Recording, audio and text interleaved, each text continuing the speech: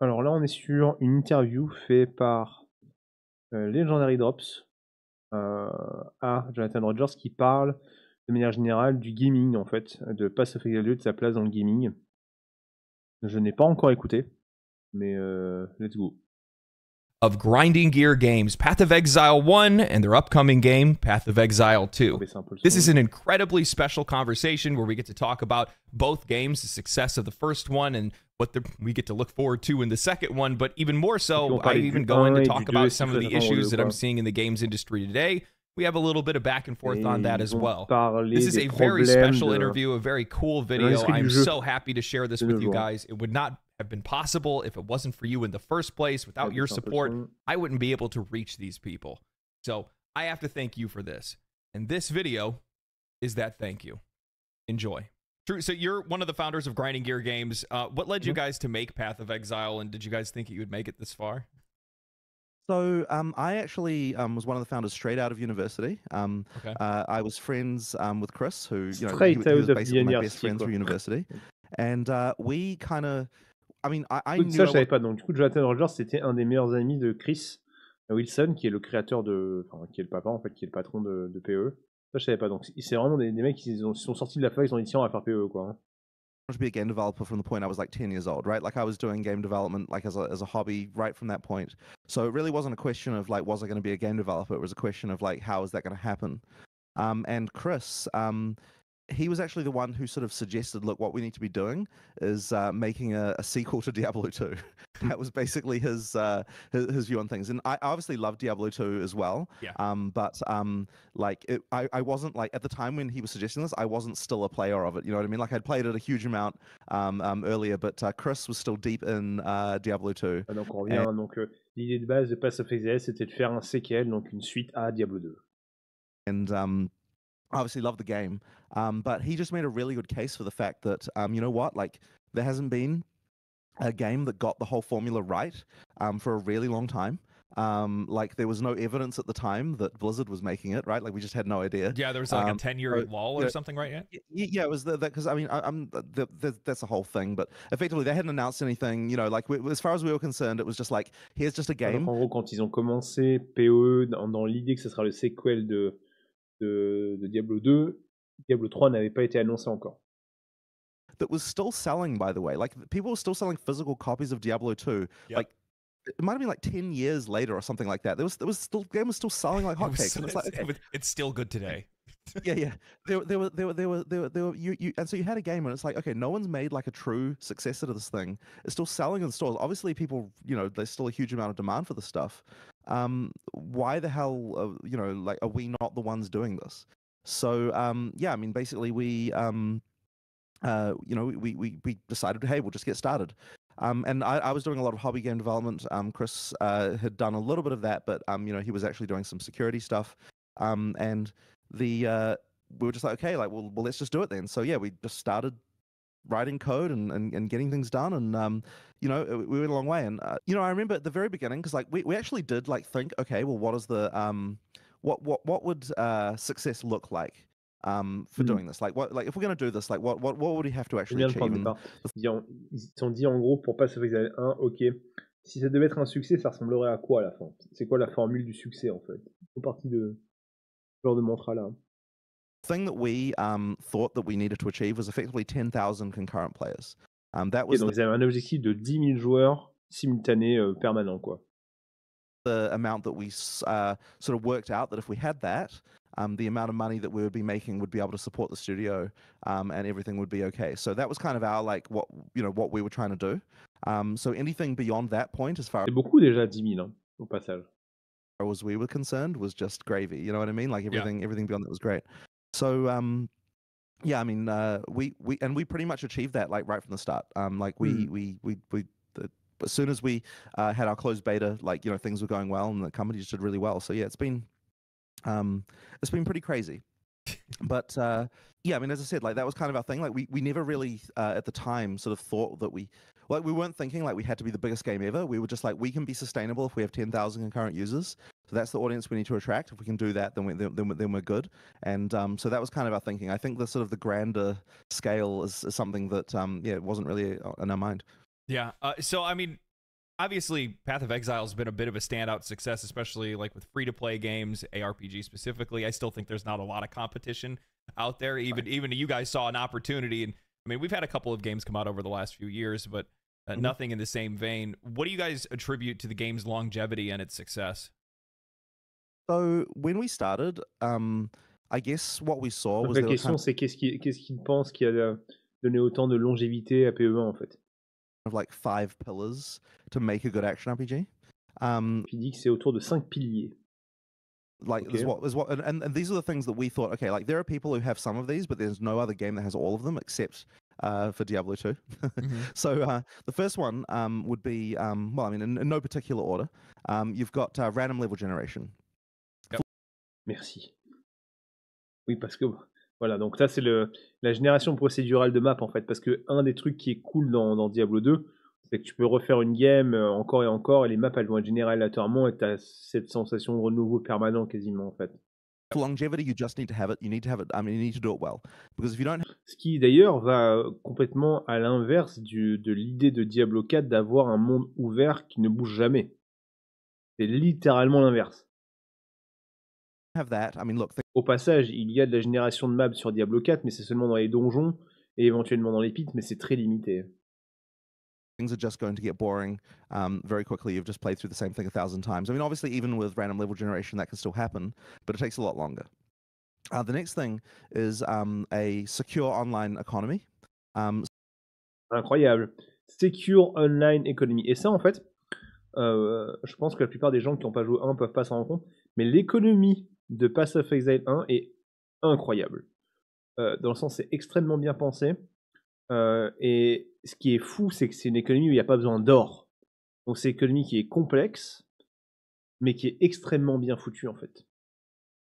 Donc ça fait déjà 2 choses où Diablo 4, ils vont à l'inverse de ça, au passage. Hein. So effectively, you have to have the ability to trade items, and it has to be secure in the sense that nobody can dupe them. There's no cheats. Balle réelle. Rod Ferguson en a pris une.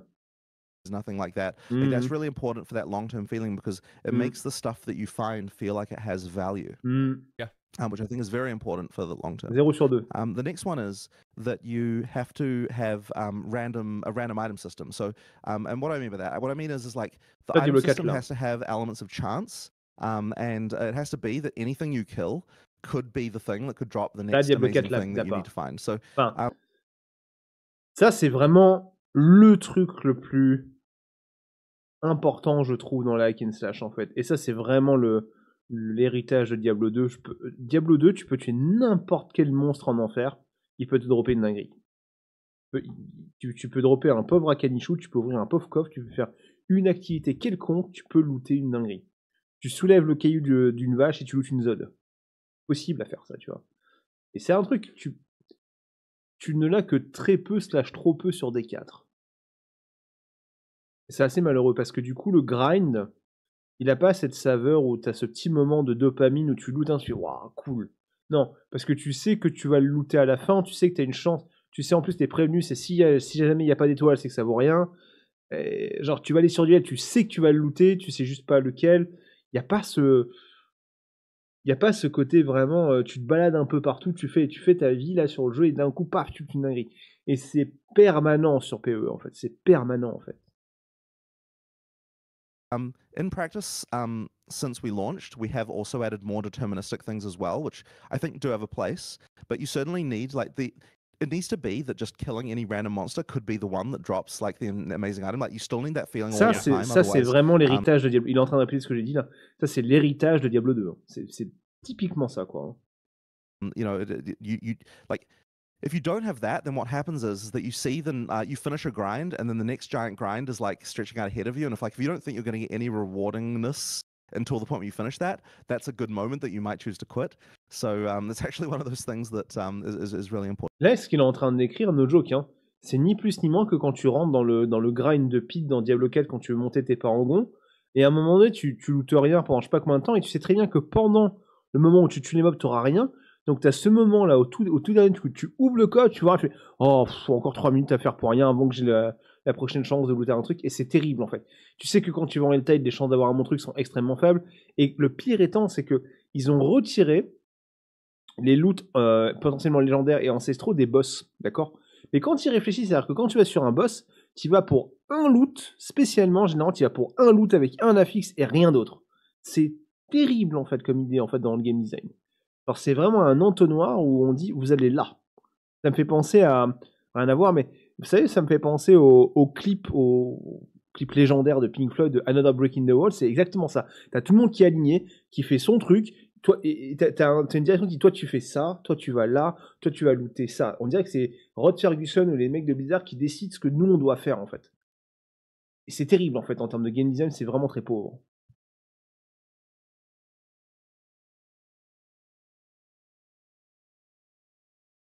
As well. The next one is you need action combat.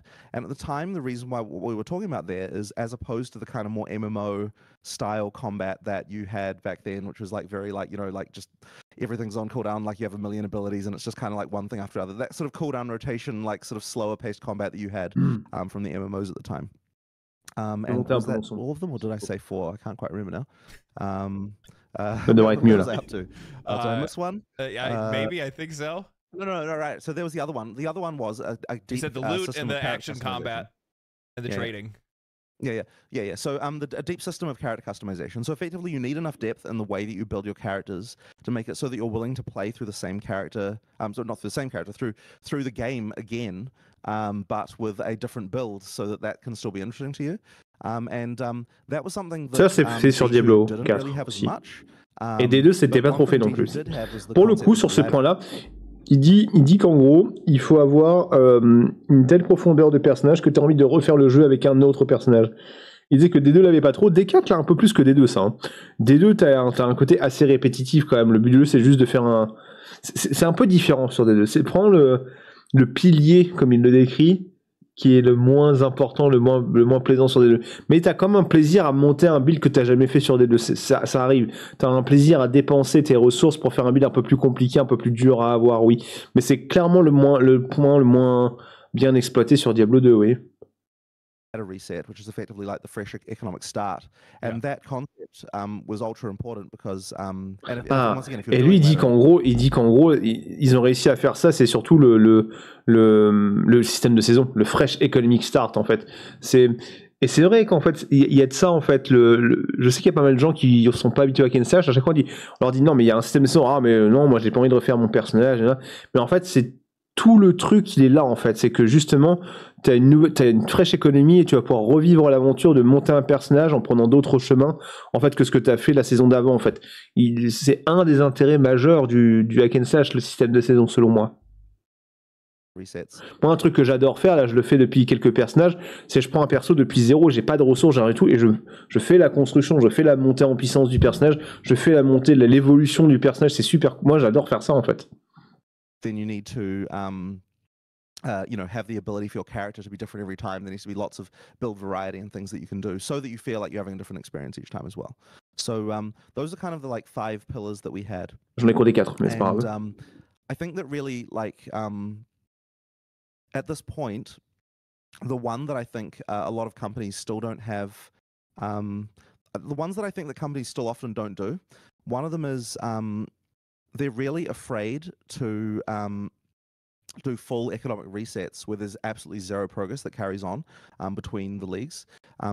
That's something that so a lot of companies are doing seasonal content now, but the thing that after they do the first one that players will always say is, oh, we want you to have some way to skip the campaign, we want to have some way to to blah blah blah keep, right? They're going to say that, right? But I think it's actually ultimately long term very harmful because là on arrive à un point intéressant parce qu'on veut skip la campagne, etc. Là il va arriver à un point, il va développer l'idée derrière laquelle il force entre guillemets, ils veulent que les gens refassent la campagne en fait.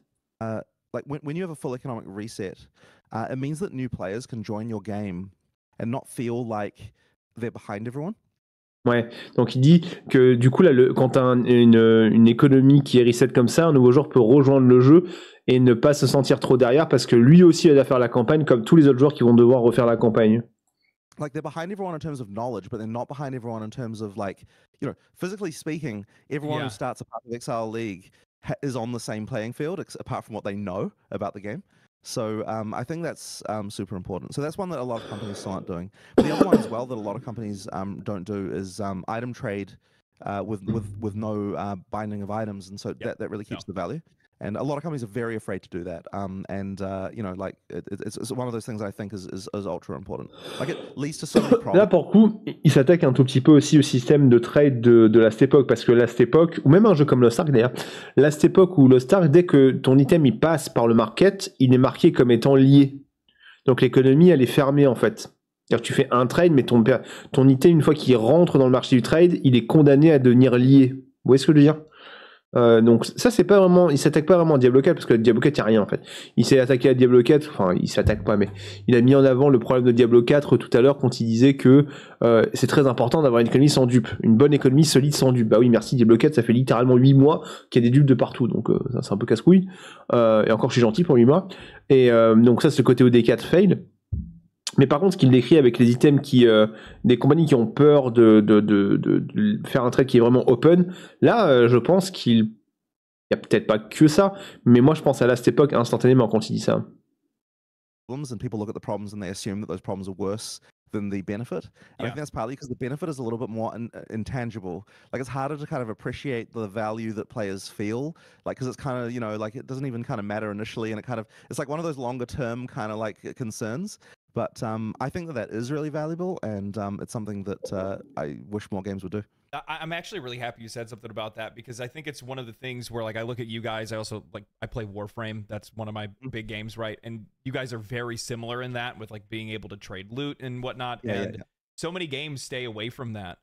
And I think it adds so much more value, not only to what the player finds in the game, but, like... Et d'ailleurs, ça veut dire aussi une chose, c'est que même s'il n'y a pas d'hôtel des ventes dans PoE1, il est supporté par Path of Exile, le système de trade. Parce qu'il y a des outils, il y a notamment des API qui sont là, il y a des sites qui sont vraiment supportés par GG pour aider les gens à trade. Hein, des logiciels comme Awoken Trade, des trucs comme ça, qui permettent de facilement trade et trouver les objets qu'on recherche. Donc il n'y a pas d'hôtel des ventes direct, ok, mais c'est supporté par GG, cette économie-là. Diablo 4, il y a R. Rien. Tu te démerdes. I don't really know how to put my finger on it exactly, but I think it actually does have something to do with those concurrent player numbers, and it's something that brings players back because they know, no matter what, when they're playing the game, that, you know, there's really nothing keeping them from reaching the rest of the players that might be ahead of them. Right. So yeah, that's cool. So where was I at? So you guys already. Alors là, je lis. C'est vrai, mais je trouve qu'un HDV indirect, ça te force à le tap, pareil sur D4, et ça te coupe de l'immersion. Ça, je suis d'accord avec ça. Ça te coupe de l'immersion. On peut discuter du fait qu'on aimerait avoir un HDV dans le client. Mais, je te dis, il y a une énorme différence, c'est que Diablo 4 ne soutient pas le trade sur les autres sites au final. Alors que GG à fond derrière, les premium stages te permettent de faire ces échanges. Tu vois ce que je veux dire? Il y a quelque chose derrière. Ils sont conscients qu'il y a un marché, ils veulent qu'il y ait un marché derrière. Diablo 4, on n'est même pas sûr qu'ils ont envie d'avoir ça en fait. Genre, tu vois ce que je veux dire? Il y a pas de soutien derrière en fait. C'est là, c'est trade, on se démerde. We have a successful game with PoE. You guys could have just visually updated it and continued to grow it. Why did you guys choose to make a second game making PoE2? And also, why did you choose to support both? So it's funny because we kind of creeped towards it in a strange way. Initially, the plan literally was, okay, we need to visually update Path of Exile 1. But there was a very specific thing that donc là je résume, hein, on disait le premier point, c'est qu'il voulait vraiment upgrade le moteur graphique de PoE. Il veut que ce soit plus joli, parce qu'évidemment, un des trucs qu'on dit le plus rapidement de Path of Exile, c'est oh bah c'est moche ce jeu. Bon bah voilà, ça c'était le truc qu'il voulait faire en priorité. That was the big problem at the time, and effectively what it is that the rigs for the player characters, that's like one of the first things that you'd need to make in a game, right? Because everything, like all the character animations and all the skills, but also all the armors need to be attached to them and all that stuff. Like all that stuff kind of goes on top of that. So once you've done that, it's something that you really can't change without redoing, you know, everything related to characters. And we were like, okay, These rigs are from 2006. The people who made them at the time were very inexperienced. Yeah. Like, you know, we didn't know what we were doing. We also, every player character had its own rig, which means that we were doing 7 times the amount of work to support everything that we should have needed to do. Donc, il disait qu'en gros, c'est les bases des personnages, les pantins, les squelettes des personnages qui sont tellement vieux que ça aurait demandé de tous les refaire. Donc il n'a pas dit ça encore, mais j'imagine qu'il va dire, bon, quitte à faire ça, autant refaire un nouveau jeu, quoi. Overall, there were just so many problems with them. So like, okay, in order to make the graphics of PoE1 better, we're going to have to change these rigs. So we make new rigs, and we're like, okay, now we're going to have to re-rig all the armors. But if instead of re-rigging armors, like, surely we should visually update the armors instead of just re-rigging the old ones, right? Because, like, obviously, you know, it's like, well, you know, we're doing much work anyway. We might as well just create new items because, you know, those will look better and everything will be better than that. And, you know, we have to make new animations for everything. So rather than, you know, like remaking old skills, I mean, effectively we might as well be making new ones, right? That are cooler and better. Yeah. So effectively, you know, it started out there. And at some point we're like, okay, but like the graphics of the starting areas in PoE1, you know, we like the first act is like a particularly ugly. We really should like make a new act 1, you know, like you know, so to make that look better as well, because you know, like by the time you got these great looking characters, but then they're in old environments, like that looks bad. So we really should update that as well. So effectively, like we just kept on like more and more things. Kind of like got added and added as like, you know, and effectively it just turned into a new game. Yeah, sort of did like that. And so when we even announced Path of Exile 2, we announced it as like, okay, we're going to have 2 campaigns, because at that point we decided to redo the whole campaign. We're going to have 2 campaigns, but it's going to have a shared end game, so that it's like effectively still the same game. And that was kind of what we announced initially in 2019, because at that point we were still in the mindset. Donc, au début, ils voulaient faire un truc, donc c'est ce qu'il dit. Au début, PO2, ça devait être une nouvelle campagne, mais avec le même endgame. This is effectively just a giant expansion to Path of Exile that we're making here. Et donc ça deviendrait une extension genre des PO1. Then at some point, the point when it really split into 2 games was the point when I started wanting to make some much more serious changes to gameplay feel and to balance and so on. I don't think those necessarily were like it came from a specific philosophy that differed from PoE1 or anything. It was just that, like, in order to make these skills feel good, I feel like I need to make these changes, kind of thing. And at some point, we started getting a lot of like especially from like QA, who are still mostly working on PoE1, and like some of the designers who are working exclusively on PoE1, we started to just get a lot of like, oh man, you can't really change this, like it's changed, like, you know, like because, you know, people are used to this and it won't be compatible with what people are doing. Like there was all sorts of, we just started to get a lot of like pushback on things where like, okay, it's going to break the game if you make this change, it's going to break the game if you make that change, due to existing stuff, and like just various. Ouais, donc en gros ils ont essayé ça pendant un petit moment, et j'ai mis qu'au bout d'un moment on se dit bon, on va faire un nouveau jeu et puis c'est tout. Parce qu'il arrête pas de dire que là le Q&A arrêtait pas de leur dire que ça vous pouvez pas le faire parce qu'il y a ça vous pouvez pas le faire parce qu'il y a ça, et à un moment ils se sont rendu compte d'autant faire un nouveau jeu, quoi, c'est tout. That just like lots of concern about that from inside the team, and so I started thinking about it, and I kind of just thought, like, you know what, like at this point we're effectively remaking everything. We might as well just go all the way and actually split the games apart from each other. And then as soon as we did that, it immediately was very freeing, because we could suddenly make a whole bunch of decisions that I guess we would have been you know, like as I said, that were hard to make just because of a lot of pushback within the studio about things. And like those people, it's like, well, if it's a different game, it's like a whole different question, right? We don't have to worry about all the stuff from the past. You know, we can make a lot of changes, and that's sort of how we ended up with that. But I mean, at the same time, there was also this idea that like we did need to make Path of Exile, in order to really make Path of Exile grow to sort of a much larger audience. We really did have to. On voit, ça c'est des mots-clés, hein. Donc on voit bien qu'ils ont quand même cette intention de toucher beaucoup plus de monde, hein. Le côté, vous savez, le délire où on se dit mais PE c'est un jeu pour les gars qui ont un PhD, etc. C'est pas pour tout le monde. Ils ont quand même cette intention de vouloir conquérir un beaucoup plus large public, hein. Je fais souvent ce petit dessin en disant là t'as les joueurs de D4 et là t'as les joueurs de PoE, et en fait les deux ils se regroupent, mais c'est un tout petit truc. Bah là, tu sens qu'ils ont envie de bouffer un peu plus, hein. Tu sens qu'ils ont envie d'aller chercher, hein, en fait, hein, ces gens-là, hein.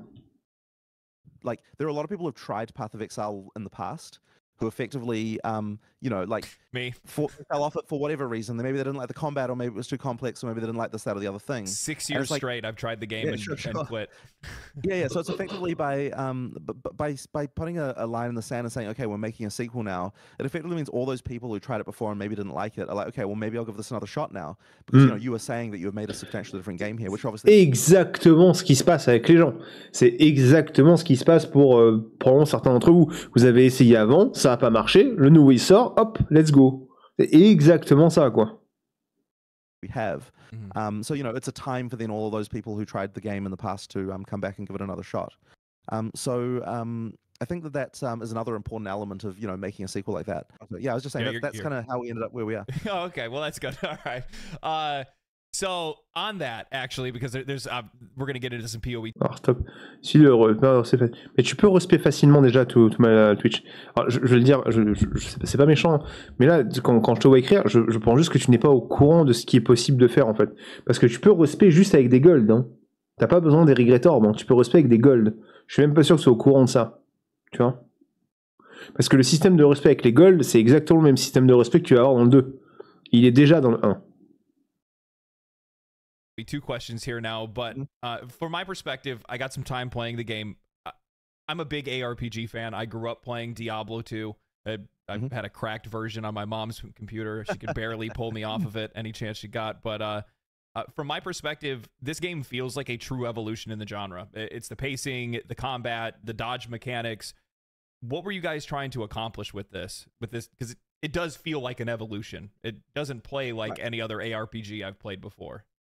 So it really was an effort to make that combat feel just like, yeah, just much better. And I think one of the things, so whenever we launch non, tout c'est un petit peu le truc là, il y a un petit peu décrit ce que les gens disent souvent, genre ouais mais le personnage il est tout raide et compagnie. Là il a traité de tout ça, hein, le fait que le personnage était un peu raide parce que c'était un vieux rig comme ils appellent ça, donc un vieux pantin animé.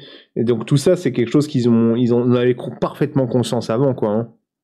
of Exile 1 expansion, it's always very interesting to see what people say outside of the Path of Exile community. Like, obviously, the Path of Exile community gets all hyped about whatever the next big thing is, but it's very interesting to see other communities, because what you see there is what people, usually the top comment will be like, oh, you know, I tried this, but the combat feels so dated and bad and all that sort of stuff, right? Effectively, like, it's interesting to see what it is that people who don't play PoE dislike about PoE, because that's a very interesting thing to think, okay, this is the stuff that we can potentially improve in order to get it better. And like, I love action games, you know, like I'm just a big action game player.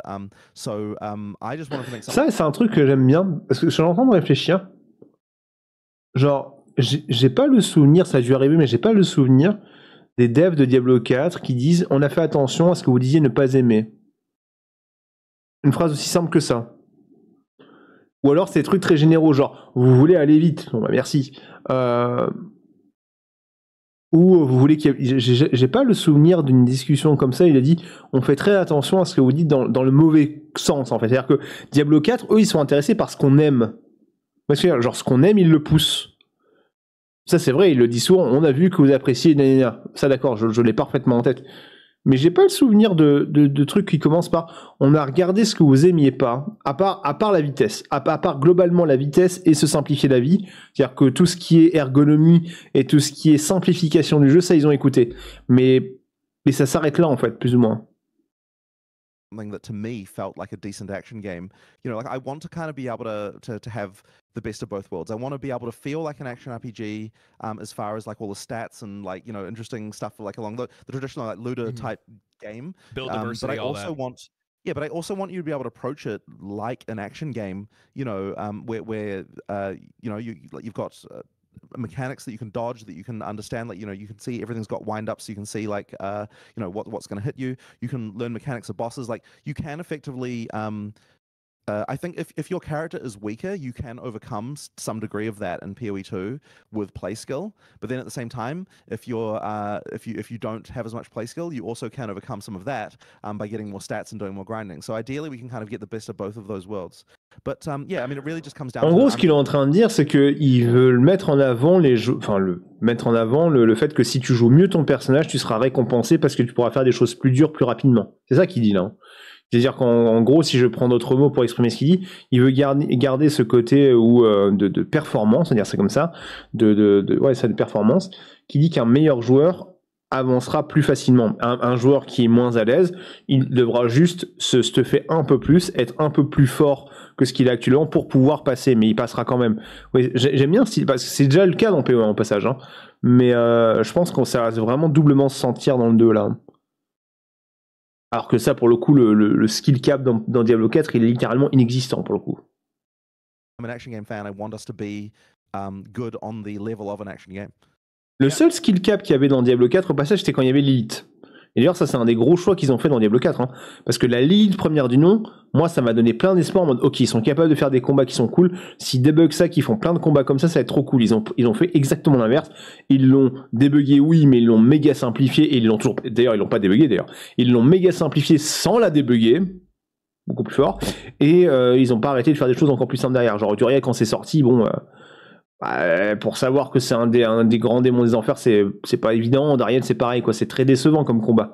Quand tu compares le combat et les mécaniques du combat avec les mécaniques de l'élite, c'est extrêmement décevant, en fait. Ça, pour moi, c'est évident. So, actually, this lines up perfectly with this. So, one of the things that I noticed, actually, getting hands-on time with the game, was that every encounter that I got into, regardless of whatever character I played or how far I got into the game or how much gear I got or skills or whatever it might be, every single encounter felt meaningful. And it was in a way, and I was talking to some of the other creators at the event, and I said that this doesn't feel like a second monitor game anymore.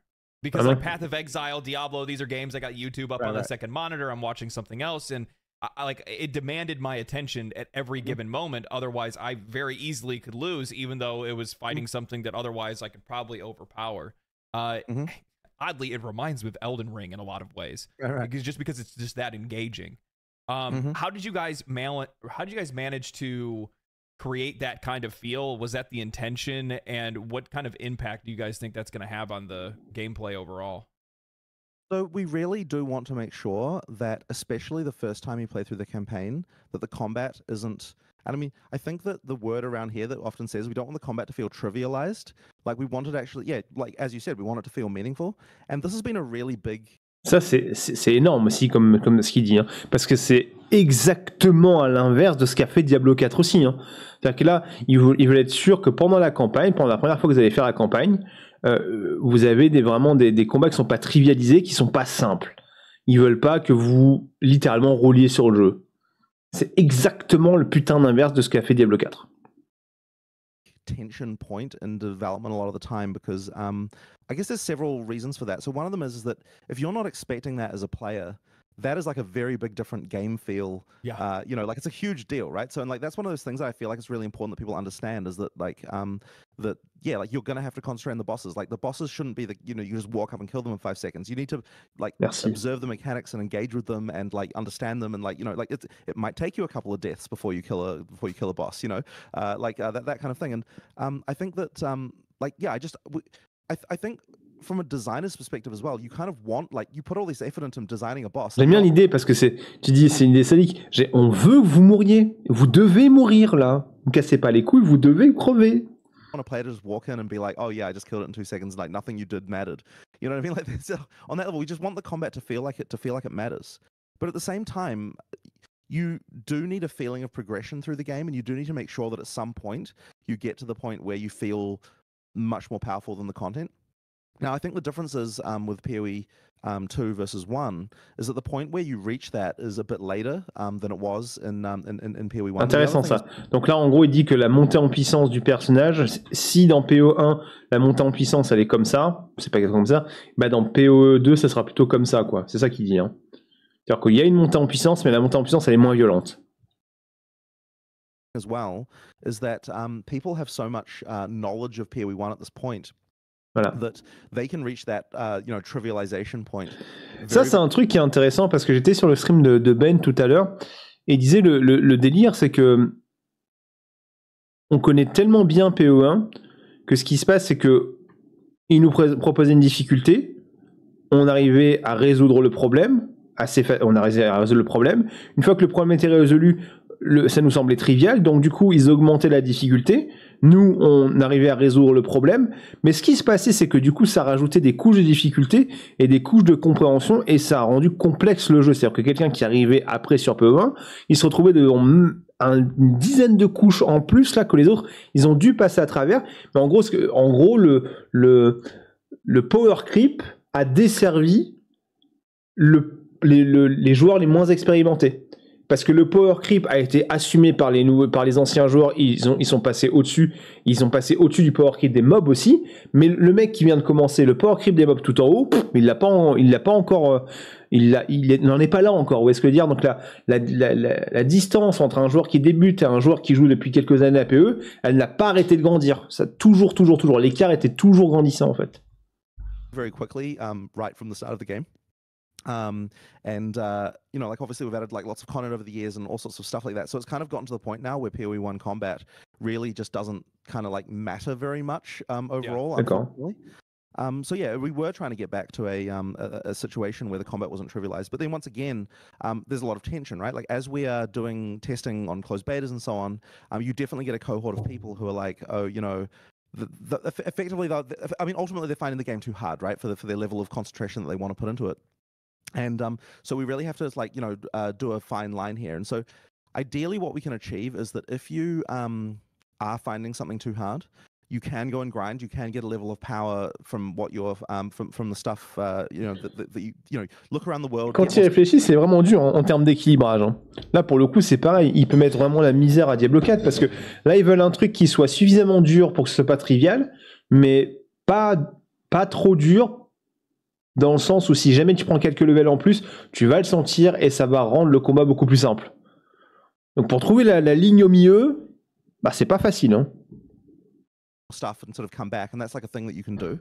But ideally, we're in a situation where the amount of that you do kind of depends on how hard you're finding the content. So ideally you kind of like do side content to the point where you reach the level of difficulty with the combat that you feel like you need to reach before you're feeling comfortable.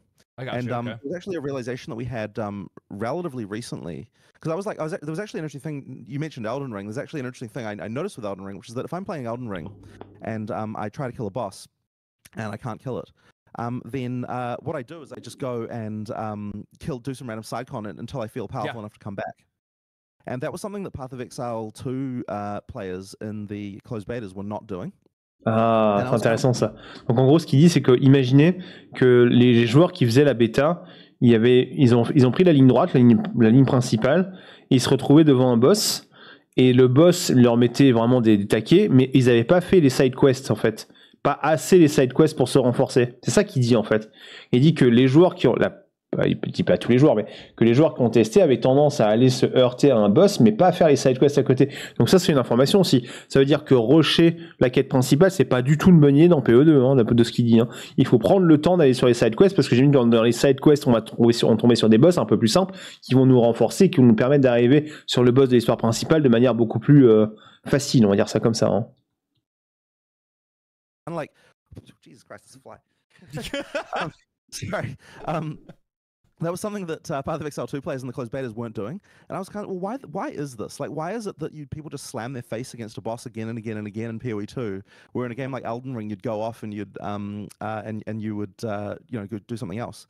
And the thing that I realized is that in Elden Ring, you have a map that invites you to to the idea that there's other stuff out there that you could find, and that, like, you know, there's all sorts of stuff on there, and you kind of realize, oh, you know what, there's other stuff I could be doing if I'm not enjoying this. And Path of Exile 2 initially, the map didn't really kind of bring across any of that. So recently what we decided to do is make sure that on the map there's like icons for all of the like side content and little extra things that we've put around the area, so that when you open that map, you kind of feel like, oh, there's so much stuff here that I could be doing. And so then it kind of just reminds you. Ça, c'est un truc que j'adore aussi. C'est le côté, ils regardent les autres jeux, ce qu'ils font, ils prennent une idée, ils disent, ok, ça c'est vraiment bien, mettons-le dans notre jeu, quoi. If you're having trouble with a boss, you're like, okay, well, you know what? I'm just going to go off and do something else. And if you do that, you will get meaningful upgrades, because we've also made sure that all of that content has interesting, like fixed drops, or just like little things that they can do that will give you a meaningful. Ouais, donc retenez ça. Hein, ce qu'il dit, c'est intéressant, hein, pour le 2. Hein. Faites les side quests. Prenez le temps de faire les side quests si vous voulez avoir une expérience plus tranquille. Hein. Make you stronger. to allow you to defeat that boss. So that was something that we it's not an obvious connection between like, you know, how come people are finding bosses frustrating to like being, oh, we need to improve the map, but you know, like that ended up, I sort of realized that, like, you know, why is it different between these different games, and I think that was very important. So adding that has actually j'aime bien l'idée, le questionnement, genre il se dit mais je comprends pas pourquoi pour eux ça marche et pour nous ça marche pas. Ah, c'est la map. Improved the experience, I think, quite a lot. Yeah. Jesus, You get... what? Just go away. It's like, oh man, it's actually it's so crazy that you say that about the map, because the wild thing is I was thinking about it while I was actually playing the game, because I had gotten to a boss that absolutely handled me, and then part of me was sitting there thinking to myself, I'm like, I can beat this by skill. Right? Like I can just pay attention, learn the mechanics, dodge all the mechanics, and do my best not to get hit, and beat the boss that way. And then I opened the map and I saw there was like a bunch of mini bosses that I hadn't even touched yet. And I was like, well, let's go ahead and go around here. I'll probably get some skill gems or some uncut, you know, support gems off of them, be able to build something out, maybe find some better equipment or whatever, and then come back a little bit later. I did that, sure enough, got better support gems, got better higher end skill gems and some better equipment, came back, handled the boss. It was still tough. I'm not going to say like I didn't have to try anymore. Donc là, c'est lui qui dit oui, j'ai fait ça et en effet c'était plus simple. You know, oui, forcément. It felt a little bit more measured because I was actually dealing enough damage to take it down within a realistic amount of time. Donc maintenant, quand tu entends ça, imaginez ceux qui ont mis les mains dessus il y a longtemps et qui sont revenus en mode oui, mais c'est un Elden Ring ou un Dark Souls. Bah oui, parce qu'en fait ils allaient tout droit sans, ils rushaient le boss et ils arrivaient sur un truc qui était beaucoup trop fort pour eux. Ils arrivaient sur merveille de PO1 à l'acte 8, au niveau 8. Voilà, bonne chance. And well, I'm really glad to hear that worked, because that was my thesis for how we were going to fix this problem. And you know, I'm really glad to hear that worked. But the other thing as well is Jesus Christ, go away! Somebody get a fly swatter. Like smelling here or something? Yeah, I don't know. When was the last time you left the office, man? Okay. So anyway, what was I saying? So yeah, so the other thing as well, though, is it really did force us to create a lot more of that side content throughout the game as well, and I think that really helped, because having all those like kind of little interesting encounters has just made the game feel so much more alive. You know, like there's just there was tons of cases where we did things like we would so it's funny because like, so we've got all these bosses in the game, there's like tons of them everywhere, but then we also have things that I guess like they're still sort of bosses. I think if you look at a lot of games, you would still consider them to be bosses. But effectively, they're like hard-coded rare monsters that have specific abilities. And a lot of the time what we've done is we've taken things from like later in the game and moved them earlier to use them as like a boss in that sort of area, things like that. So, for example, I don't know if in the forest you found that that witch in the witch's hut. Yes. Was that a thing you found? Yeah, you did. Yeah. All right. That's where so I got some like leveled up potions or flasks. Yeah, exactly. So that witch actually comes from Act 5. That was just one of the regular monsters from Act 5. We took it down. We added this like frost breath ability. Yeah. And then like, you know, added a little bit of stuff around, like, you know, you walk in and there's the cauldron and then she disappears and goes behind you, and like, you know, a few things like that. And it's like really quickly we were able to create a little encounter like that. And if you're in Act 1, a random Act 5 regular monster feels like a boss to you. Yeah. So that's like just like a nice way to just add little bits of kind of like we've kind of done little things like that all over the place, just like little touches that add you know, that just make the game world feel a lot more alive and allow us to drop specific items. So yeah, that one, once again, that one's designed to specifically give you potions. But actually there's another interesting one with that one, which is that I don't know if you found in the previous area there was a little camp with some zombies that drops a skill gem. You might have missed it. Yeah, no, I got it. Okay, so basically, so if you miss that one, then the reward that you would have gotten from that one will also drop from the witch in the next area. Oh, okay, all right. So effectively what this means is kind of like a catch-up account where we can effectively say, okay, there's all this random optional stuff around. Ça. Genre, en gros, ce qu'il est en train de dire, c'est que, imaginez qu'il y a une toile de quête comme ça, donc quête principale, d'accord, une toile de quête. Et ce qu'il dit, c'est qu'en fait, il y a des points de catch-up. C'est-à-dire que si jamais ils estiment que vous êtes arrivé trop loin et que vous avez loupé des trucs importants, admettons que vous avez loupé ce point-là, et ce point-là, bah c'est possible que plus tard, disons dans ce point-là, vous récupériez une des récompenses qui était normalement sur un des points d'avant. C'est ça qu'il est en train de dire. Donc il y a une forme de catch-up mécanique pendant la campagne sur les points d'intérêt. But if you miss some of it, then we can forward some of those drops on to a later point, so that we can still sort of make sure. Donc ce qui veut dire aussi qu'à mon avis, ce qui fait partie de l'apprentissage là, c'est que un des trucs qui va être assez intéressant rapidement, c'est de déterminer le bon chemin pour faire la campagne. Genre, quel est le chemin le plus opti pour faire la campagne? Il y a forcément des gens qui vont se mettre là-dessus. Moi, c'est pas ce qui m'intéresse le plus, mais c'est forcément une des choses qui va intéresser la communauté. Il y aura forcément des points qu'on va vouloir aller faire pour une certaine raison, d'autres qu'on va pas faire parce qu'on va les récupérer plus tard, etc., etc., etc. C'est un petit peu comme on fait, vous savez, un passing, un chemin de quête dans WoW. Bah, c'est pareil, là. Hein. On va faire la même chose, là. Hein. The beginning, you sort of have a reasonable, like, we want to try, what we're trying to do there is we're trying to make sure that the bottom of the people who are the most unlucky effectively still have a reasonable experience. So that's the kind of thing that we can do to there's like little tricks like that we can do to make that more interesting. That's incredibly smart, and it worked. So there you go. I'm happy your plan worked there. So actually, along with like missing content and stuff like that, I am the quintessential new player for Path of Exile. I've tried the game like 6 times over the last 6 years. I fell off every single time. It wasn't until Settlers of Kalgur that finally got me, mostly because I could respec using gold. Right. That's really what it was. I couldn't tell you how many times I had bricked. Marrant ça, hein. Et c'est marrant parce que la plupart des gens ne sont même pas au courant qu'ils peuvent respect avec les golds. Même maintenant, parce que c'est mal indiqué, je trouve. Dans Settlers of Kalgur, qui est la ligue actuelle de PoE, ils ont mis en place la respect avec les golds qui sera le même système que dans PoE2. Et ce qui se passe, c'est que les premiers points de respect sont pas chers, les derniers points de respect sont chers, en fait. Et en plus de ça, il y a une orbe qui s'appelle l'orbe de regret qu'on chope dans PoE1. Je sais pas si on aura une orbe de regret dans PoE2, je pense que oui. Mais c'est marrant parce que il y a beaucoup de nouveaux joueurs, ils sont même pas au courant qu'ils peuvent respect comme ça, hein. Il y a des nouveaux joueurs dans le chat qui sont pas au courant de ça? Levez la main. Je suis sûr qu'il y a des joueurs de PE1, même dans le chat là, qui ont joué, qui sont mis récemment, qui n'avaient pas conscience qu'on pouvait respect avec des golds. Oui, j'étais pas au courant, merci. Voilà. Nia, j'étais pas au courant, c'est sûr. Just because I couldn't figure out how to build. I get like to the end of the campaign or near the end of the campaign and just get smashed. You guys have made a lot of changes that have made the game far more accessible. It's obvious that you're trying to aim this towards newer players. How do you guys manage to? C'est que dans la dernière saison. Oui, tout à fait. Ouais. C'est dans la dernière saison, à partir de Settlers of Kalgur, on pouvait respect avec des golds de la même façon. Je sais pas si ça sera les mêmes ratios, mais de la même façon qu'on pourra le faire dans PoE2. Oui.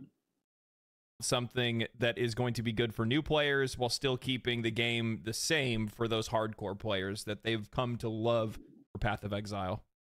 Yeah, so it really comes down to trying to remove what's called incidental complexity. So effectively, you have what you might call necessary complexity, which is effectively in order to get the depth that you want, there's a certain amount of complexity you need to be able to make the system work at all. But then... Et pour finir là-dessus, parce que là je vois des gens, je plaide coupable, mais en fait, ce qu'il faut comprendre, c'est que c'est pas toi qui es coupable, c'est parce que je pense que c'est mal indiqué in-game dans le 1. C'est un des défauts globalement du 1, c'est qu'il y a des choses comme ça qui devraient être...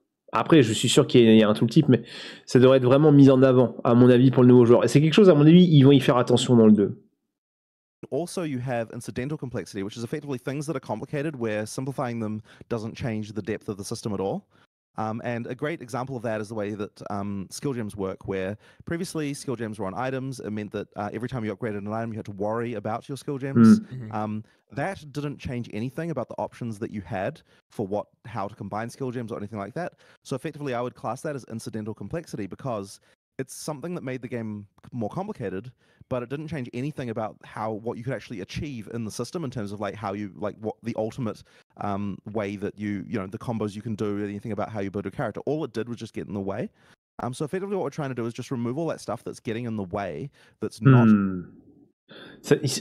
Franchement, ils sont vraiment bons. Donc là, il est en train d'expliquer que le système de gemmes comme il était, le problème majeur, c'est que, admettons, vous aviez un item. Un item moyen, d'accord, mais c'est exactement ce qu'on voit, mais il a les bonnes sockets, il a les bonnes couleurs, etc.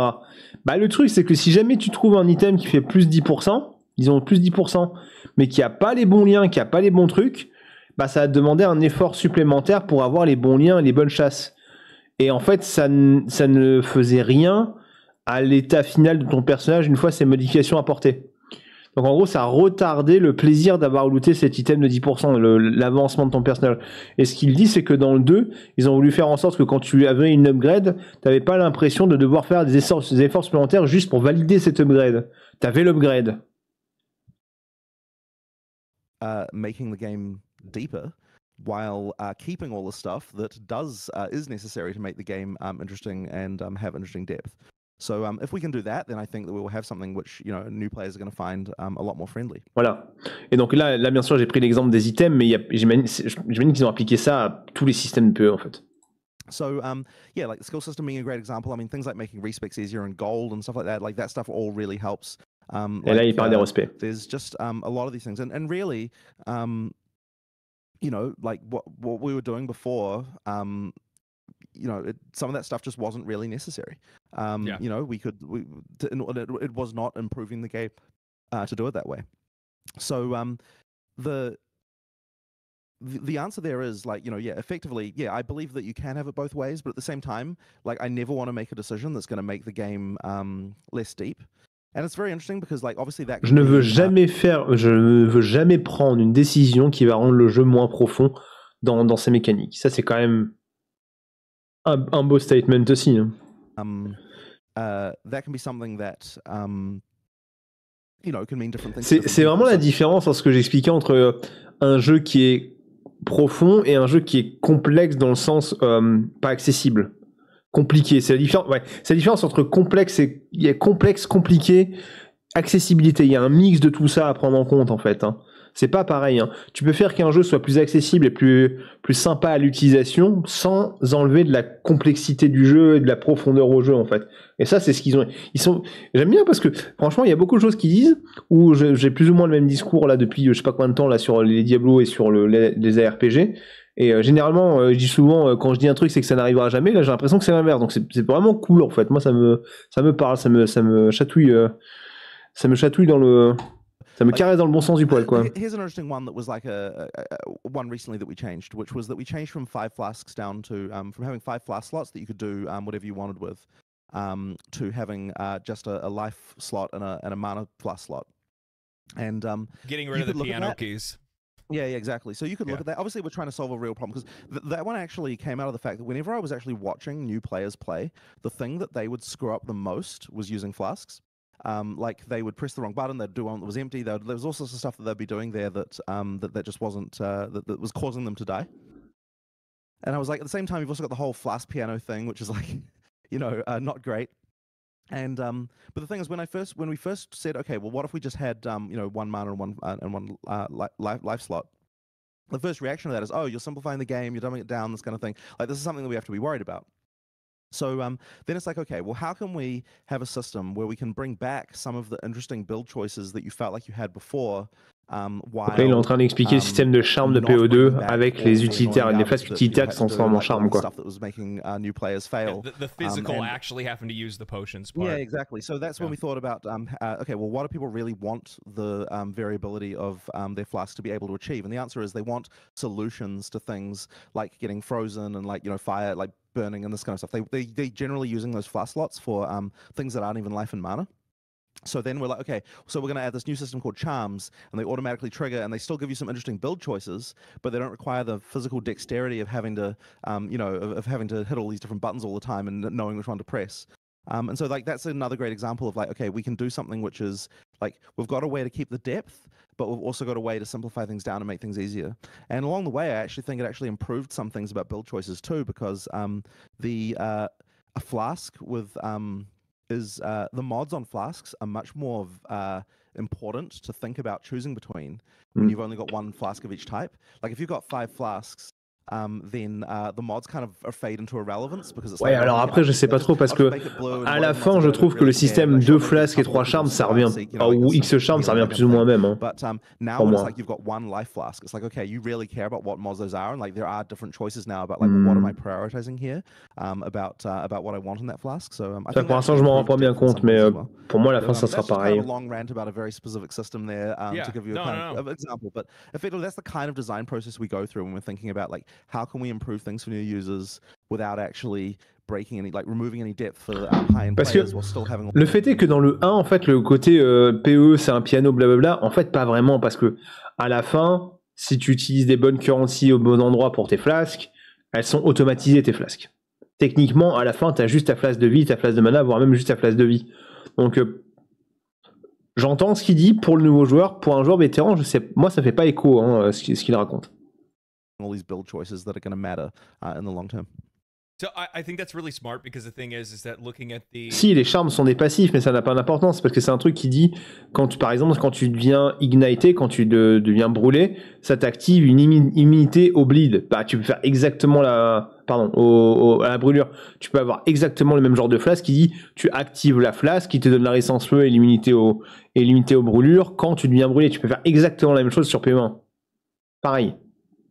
Charm system for the potions specifically is that you guys not only simplified it, but then you actually ended up creating more depth in a system simultaneously. So not only did you make it more accessible for a newer player, but also now more seasoned players have to balance, okay, well, I'm going to be doing this. I want to make sure that I have fire resist, or I want to make sure that I have frost resist, or whatever it is, and I have to fill whatever gaps. Mais la plupart des gens ne le savent pas qu'ils peuvent automatiser les flasques. My charms, now they're hunting for charms, or they have charms that are filling up their stash tabs and whatnot, and I think that's really smart. That's smart. I like that a lot. So as another one of my like new player things is that when I always came back in to try Path of Exile again, obviously every single time it was around a new league mechanic, and this last time that I got through, the Sellers of Kalgur was very easy to kind of get used to. It's something similar you've seen in a lot of other games and whatnot, so it was pretty familiar to me. But when I actually finally got to the end game for the first time, got to maps and everything like that, I was yet again lost, and my only my only solution was like 2 or 3 hour guides from Zizrain or somebody like that, right? And I'm like, it's not really what I wanted to do. I try to play games as blind as I can, and I was wondering, when it comes to the end game, do you guys have any plans to maybe nudge new players into the direction of maybe endgame solutions that are best for them? Or are there ways for players to be able to discover that? So I think that the endgame, just the core system in PoE2 is a bit more understandable and discoverable. Ça c'est l'arbre d'Atlas à la fin. Dans PE2, c'est vraiment meilleur. Parce que là, dans PE1, si je lançais le jeu, en gros, tu as un énorme arbre, d'accord ? Et tu peux, disons que, je sais pas dire une bêtise, vous voulez faire excavation. Vous vous rendez compte qu'en fait, il y a des points d'excavation qui vont être là, puis il y a des points d'excavation qui vont être là, puis après, tu as des points d'excavation qui vont être là. Et après, tu dois faire un choix par quel chemin tu passes pour aller là, blabla, bref. Ça rajoute une complexité, en fait. Une complication. Dans PO2, en fait, ce qu'ils ont fait, c'est qu'il y a un corps au milieu, il y a un noyau au milieu, je sais pas exactement ce qu'il y a dessus, d'ailleurs, au passage. Et après, il y a, pour chaque mécanique, tu as un truc bien déterminé qui est là. Super facile. Genre, expédition, ça sera là. Ce sera cet arbre là. C'est beaucoup plus facile à voir, beaucoup plus facile à exploiter, beaucoup plus facile à utiliser. You can kind of see, so we've got the map that sort of shows you what you can find, and so it really feels like you get more of a sense of discovery, and you kind of slowly get introduced to the different mechanics. Like you're going to start finding those sort of extra league mechanics. Like you're going to see them on the map before you get to them. You're going to be like, oh, what's this? You go there, you try it out, this kind of thing. Like you're not just going to randomly run into like 10 different weird mechanics that you've never heard of, like right from the get-go. So effectively that allows us to kind of more slowly introduce those things. And all of those things, I think, have a much more considered ramp about how you get into them and how they go forward. Là, quand je l'entends parler, tu sens vraiment qu'ils ont pensé à cette new player experience. Tu sens vraiment qu'il y a une opération de séduction pour le nouveau joueur, pour leur faire découvrir PoE, et qu'ils veulent redonner une vraie chance à ceux qui n'ont pas réussi à accrocher au 1 après de multiples essais, de s'accrocher au 2 parce qu'ils vont leur donner les outils pour y arriver, en fait. Donc, et ça veut dire aussi leur ambition, elle est bien plus vaste que juste faire une suite du 1, quoi. We can effectively make sure that there's tutorialization for them at the point where you encounter them for the first time. There's just a lot more that we can do around that. So I think the system itself is just a bit more amenable to making that ramp into the endgame. Ça va être incroyable. C'est vraiment le jeu de la décennie, la cancel de la décennie, je pense. The endgame is where the complexity does start to ramp up a little bit. Like that is something that is definitely just going to be the case. that's where you start to, because like, especially as we add more and more content to it, that's where you're going to start to get all of these things sort of coming in. But as I said, there's a bit more of a consideration to just like, how the ramp up works. Like, I think... c'est que c'est fou parce que quand on y réfléchit bien, sans mentir, si le jour J, il y a disons 2 heures de file d'attente, c'est des problèmes serveurs, etc., à part les habituels qui vont venir pleurer sur Reddit, je pense que la majorité de la communauté serait whatever. Genre, faites en sorte que ça marche, laissez-nous rentrer, faites en sorte que ça marche. On sera même pas spécialement mad d'être retardé de quelques heures pour rentrer dans le jeu, quoi. Je le pense vraiment. Hein.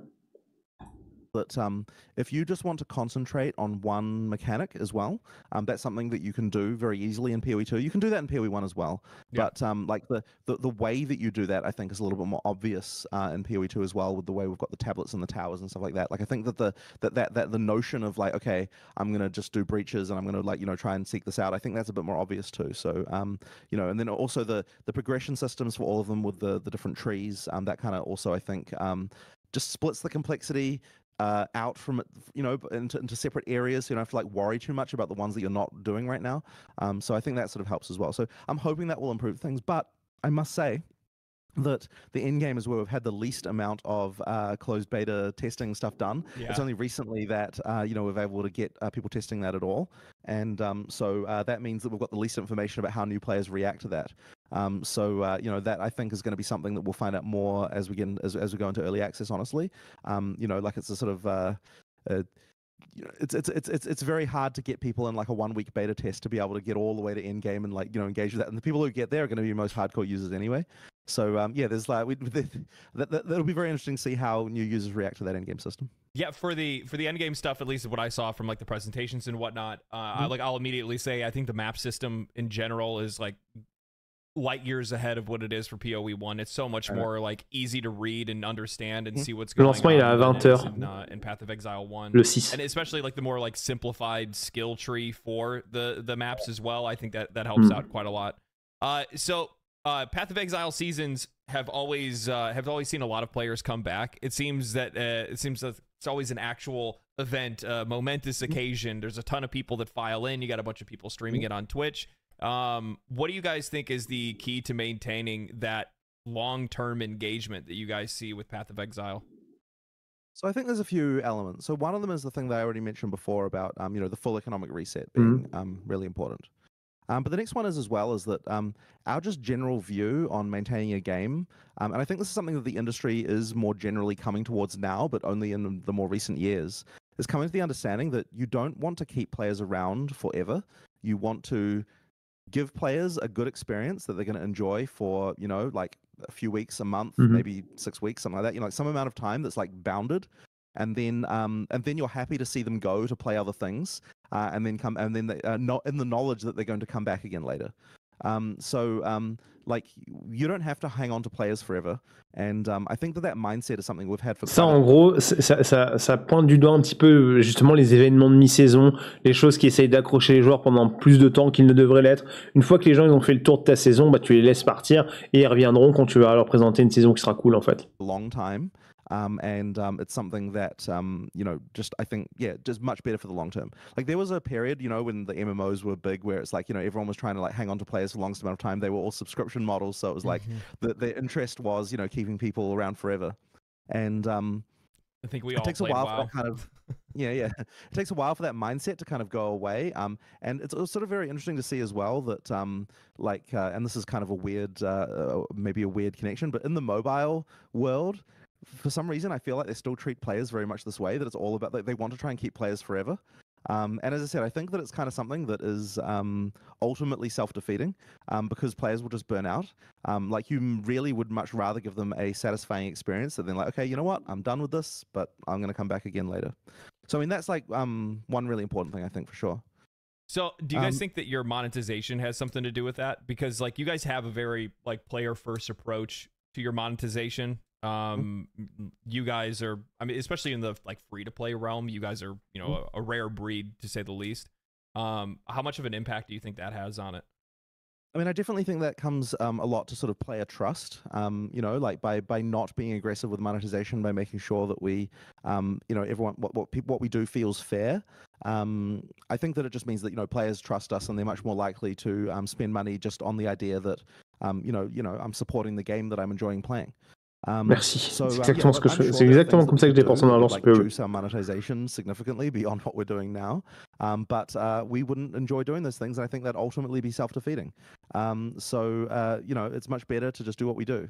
And honestly, like monetization is something that, like, it's not our first thought when we're coming to design things. Like, our first thought is about designing the game, and then monetization really is like, okay, like obviously we want to make some payant, cool je pensais vraiment que ça bougeait à ce point-là. Really, the first thing is like first make a good game, and then if the game is good enough, the hope is that players will want to support you. Yeah, the hope is that players will want to support you in what you're doing. So yeah, I mean, that's kind of always been our view on it. And you know, it's funny, even at the start. So we started the game in 2006. Like working on it, and at that time free to play was really not a thing in the Western world, and the reason why we chose that is because we kind of thought, you know, well, we're not some big studio, we're just some random dudes in New Zealand, you know, like if I don't think we can even get people to buy our game, and like how would we even distribute it, and like all this stuff. Like we were like, we couldn't even do this. So free to play felt like a way for us to be able to actually get an audience. But then the only examples that we had were all of the pay to win things that were going on in Asia at the time. So we were like, well, obviously nobody in the we were like nobody in the West would ever accept anything that was pay to win. Clearly, right? That's clearly not okay. It's kind of what we were thinking about at the time. So we were like, well, so obviously we need to do all of this cosmetic stuff that we do. So that was kind of like our thinking back then. En coup, c'est très League of Legends-like. Actually, Western gamers will accept pay to win in a lot of cases. There are like a bunch of pay to win games that are successful in the West after all. Yeah. But our whole thesis at the time was like, you know, nobody would accept this. I mean, we wouldn't accept it, right, as players. Like, that's what we were thinking. So therefore, you know, that was the monetization model that we picked. Yeah, that was our thinking. I think that in a lot of ways that the player first approach, not going the pay to win approach and things like that you've seen with many other games, well, there have been some successful ones that are out there. I think especially recently, I'm not going to name any names or anything like that, but there's a lot of live service games that have come out that did lead on those pay to win systems, or they were a little bit too aggressive with their monetization. They monetize too many things. Maybe they price things too high or whatever it might be. Especially when there's games that are like parallels of each other, right? You'll have two games that are basically like the same thing, but one is, you know, way more expensive to play than the other one. I think that it builds a lot of customer loyalty more than anything else. And how do you think that loyalty like really plays into like the longevity of your game? Because like I said, I've seen a lot of these games basically come out and then fizzle out really quickly because of their monetization. I mean, it absolutely does factor into it. Like, no doubt that it does. But I mean, you still at the end of the day have to make a good product, right? Like like the gameplay itself is king. Yeah. And I would say that the main thing you don't want is the monetization to be getting in the way of that. And monetization really can do that, because the moment that you monetize something, the game designers are influenced by the existence of that thing.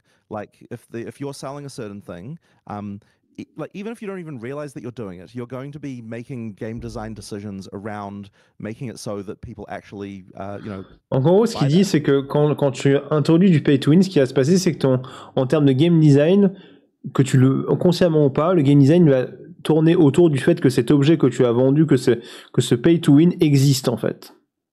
Donc ça va forcément nuire à la suite de ton jeu.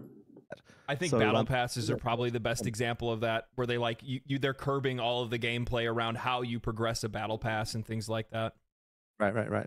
So yeah, like that's why you've got to be so careful what you decide to monetize, because it will affect what you do with other things. And I think that's almost inevitable to an extent that yeah, like it's like it is so dangerous to do that stuff, because yeah, it just affects you so much. And I actually think there's a thing that in my mind is connected by the way here, that it's not technically the same thing, but you know how a lot of live service games will have like, oh, like play this weekend and get double drops, and play this weekend and get 2 times experience, and this kind of like stuff like that. Like that stuff, I think, really undermines the integrity of the game very significantly in the long term. Like that stuff, like sure, that weekend a bunch of people will turn up, but then I feel like then you're like, when you don't have that, now you're much less likely to play. And so then you get into this death spiral of like, okay, well, the only time people turn up is when you start turning on double experience weekends. And so it's like, now that's what the game is. And it's like, you've kind of compromised the whole thing. So it's like, even just that, like stuff, that's not even really to do with monetization even. It's just like another thing where it's like, it's an outside element, outside of the gameplay. You're using marketing to push gameplay. Yeah, that shouldn't be there. And là, ça va directement visé à déblocage, je pense. Pas que, même. People will all the time suggest this kind of stuff, right? Like, and you get this with like third-party publishers as well, where it's like you'll be publishing in a market and they're like, oh, we want to be able to run an event where blah blah blah, and I'm like, no, we just will not do it.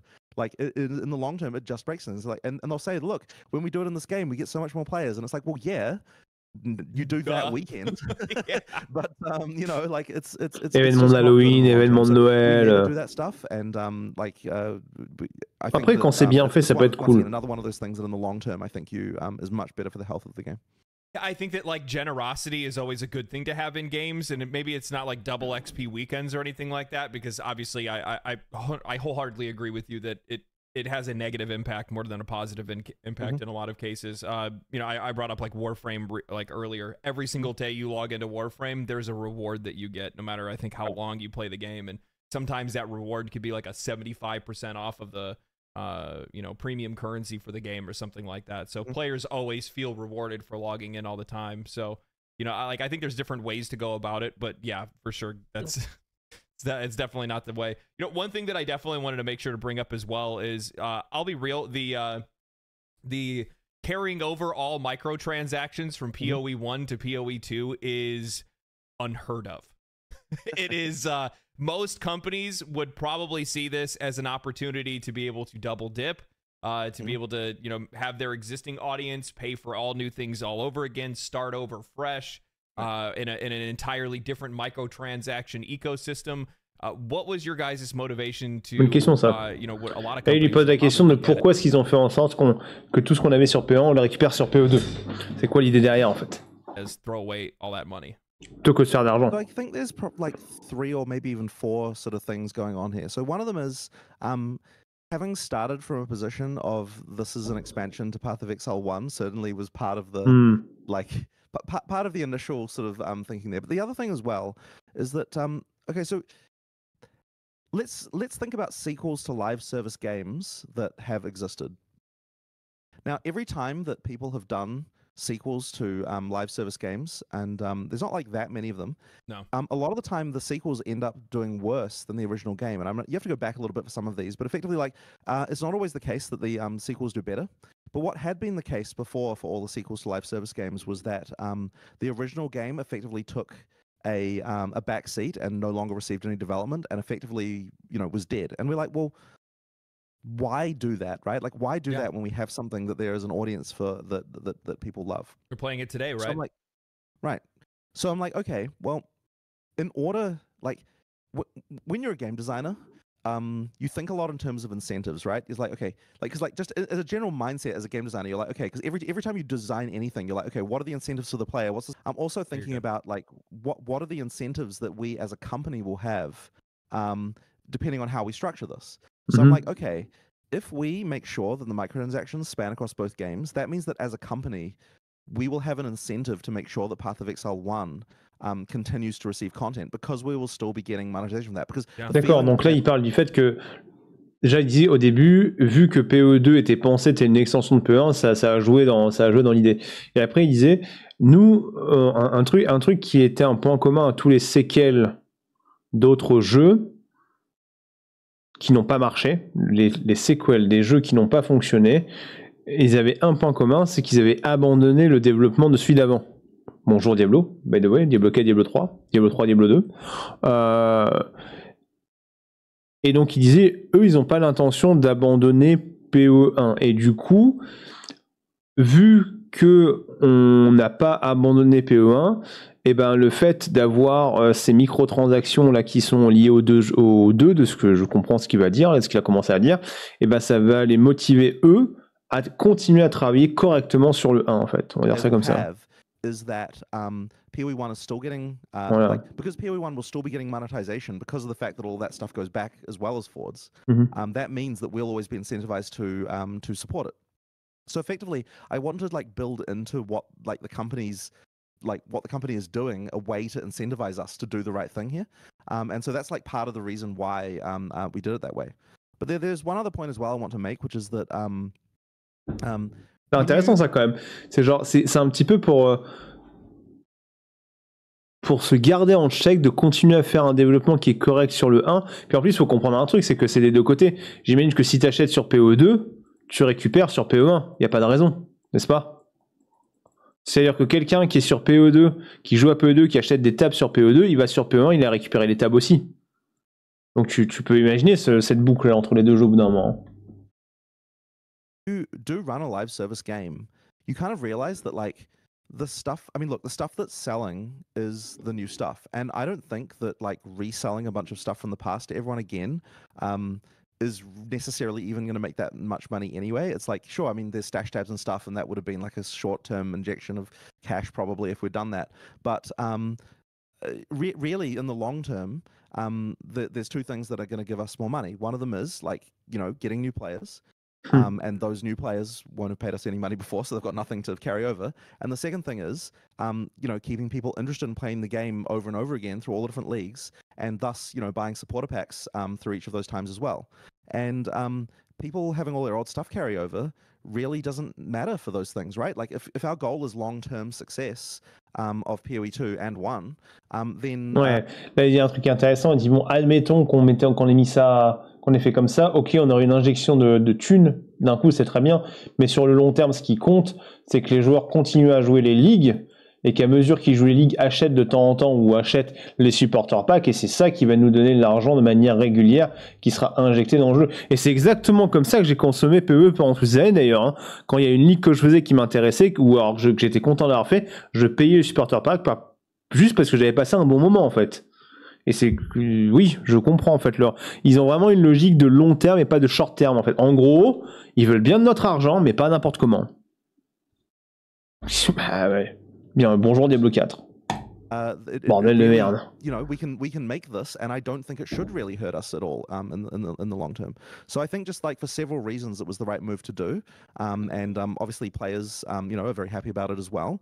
It makes the people who played the game before feel valued, and like, you know, we're not just going to throw this stuff in the garbage whenever we decide to do something new, which I think is very important. You know, there's that feeling of like we actually care about all that stuff that we sold you before. You know, like, so I think that all of that stuff combined really does just make for, you know, to me, a no-brainer decision. So this wasn't a difficult decision at all. It was something that was very obvious to us right from the point when we decided to make PoE2, and you know, we so I guess that's the sort of our thinking behind it. Yeah, no, I think it's great. My stash tabs, thank you, by the way. But it's just it's an interesting direction to take. But I wholeheartedly agree with you that it seems like a no-brainer decision to just go ahead and transfer things between the two, because I think in a lot of cases for like the existing PoE audience, you're going to have people that are going to play both. For sure. Right? Like they're going to go back and forth between the two of them, and they're going to spend money on both of them. Sure. And again, I think this kind of goes back into this like conversation of like, when you treat players like that, when you make things so accessible, when you don't make a situation where it looks like you're just trying to take money from them at every given turn. Exactement, dans une action. Exactement. In which they don't feel like they need to spend money, they feel like they want to. Like they want to support you. And I think that's something that's really important. This ties into like a conversation. This is more of like a philosophical thing on my part, but you know, over the last couple of years, I've noticed that there's been a trend lately where I think that a lot of companies are trying to either strike a balance or try to trend in the direction of like younger audiences and different, you know, people like to say the mythical modern audience or something like that. And you know, one of the things that I've noticed is that like great games just seem to land well, right? Like Elden Ring is a game that's played by ages. Elden Ring, en gros, il est en train de dire un truc qui est très important à la fin, c'est qu'il faut que le jeu soit bon en fait. Like it really does faire un jeu qui veut vendre, il faut faire un jeu qui soit bon. Of people. Et il se vendra s'il est bon. I think that in a lot of cases, the industry is kind of losing sight of how like older players are not aging out of video games like they would in other industries. So like they feel like they have to target their games towards something else. And I noticed like the first thing that caught me off guard was when I logged into Path of Exile, and the first thing that happens is all of the other characters get hung. And, so it's like, it's not a game that immediately wants to treat you like a child. Like, it has its tone, it knows what its universe is and what its themes are. You know, how do you think you strike that middle ground, or do you think it's necessary to strike a middle ground with an audience? Well, at the end of the day, what we're doing is making a game that we enjoy, right? Like, we're making a game that we think is cool. And I think the danger really comes when you try to make a game for an audience that you're not part of. Like, I think that's where you start to make things that appeal to nobody. Voilà. You know, because you probably the people you're trying to make a game for that aren't you feel patronized by whatever it is you're doing. And there's a lot of examples of that. Yeah, and you don't, and also you don't, you know, once again, you just don't know what it is they want. Like, the only person that I know, like the person I know the most what they want is myself, right? Yeah. Like, I know exactly what I'm looking for in a game. And Là, c'est vrai, on vient vraiment au côté, d'un côté, bon, on va reprendre D4, hein.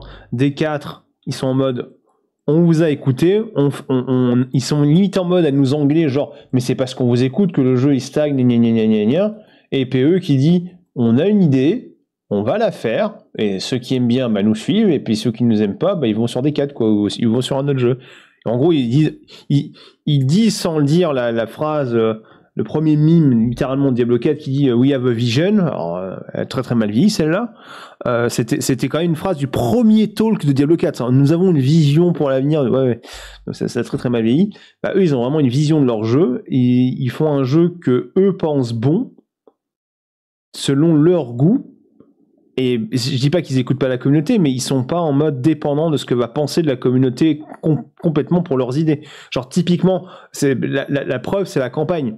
La preuve, c'est de dire, quand tout le monde vous demande de skip la campagne, dit non, on va pas skip la campagne, et on sait pourquoi on fait pas skip la campagne. Ça vous plaît pas, ok, mais nous, on reste sur notre truc là parce qu'on pense que sur le long terme, c'est bien mieux pour le jeu. Bah voilà, ça. Alors que si tu prends le cas de Blizzard, ils auraient dit, ok, vous voulez pas de la campagne, bon, on skip la campagne. Terminé, hop, on vous a écouté, vous nous faites pas chier.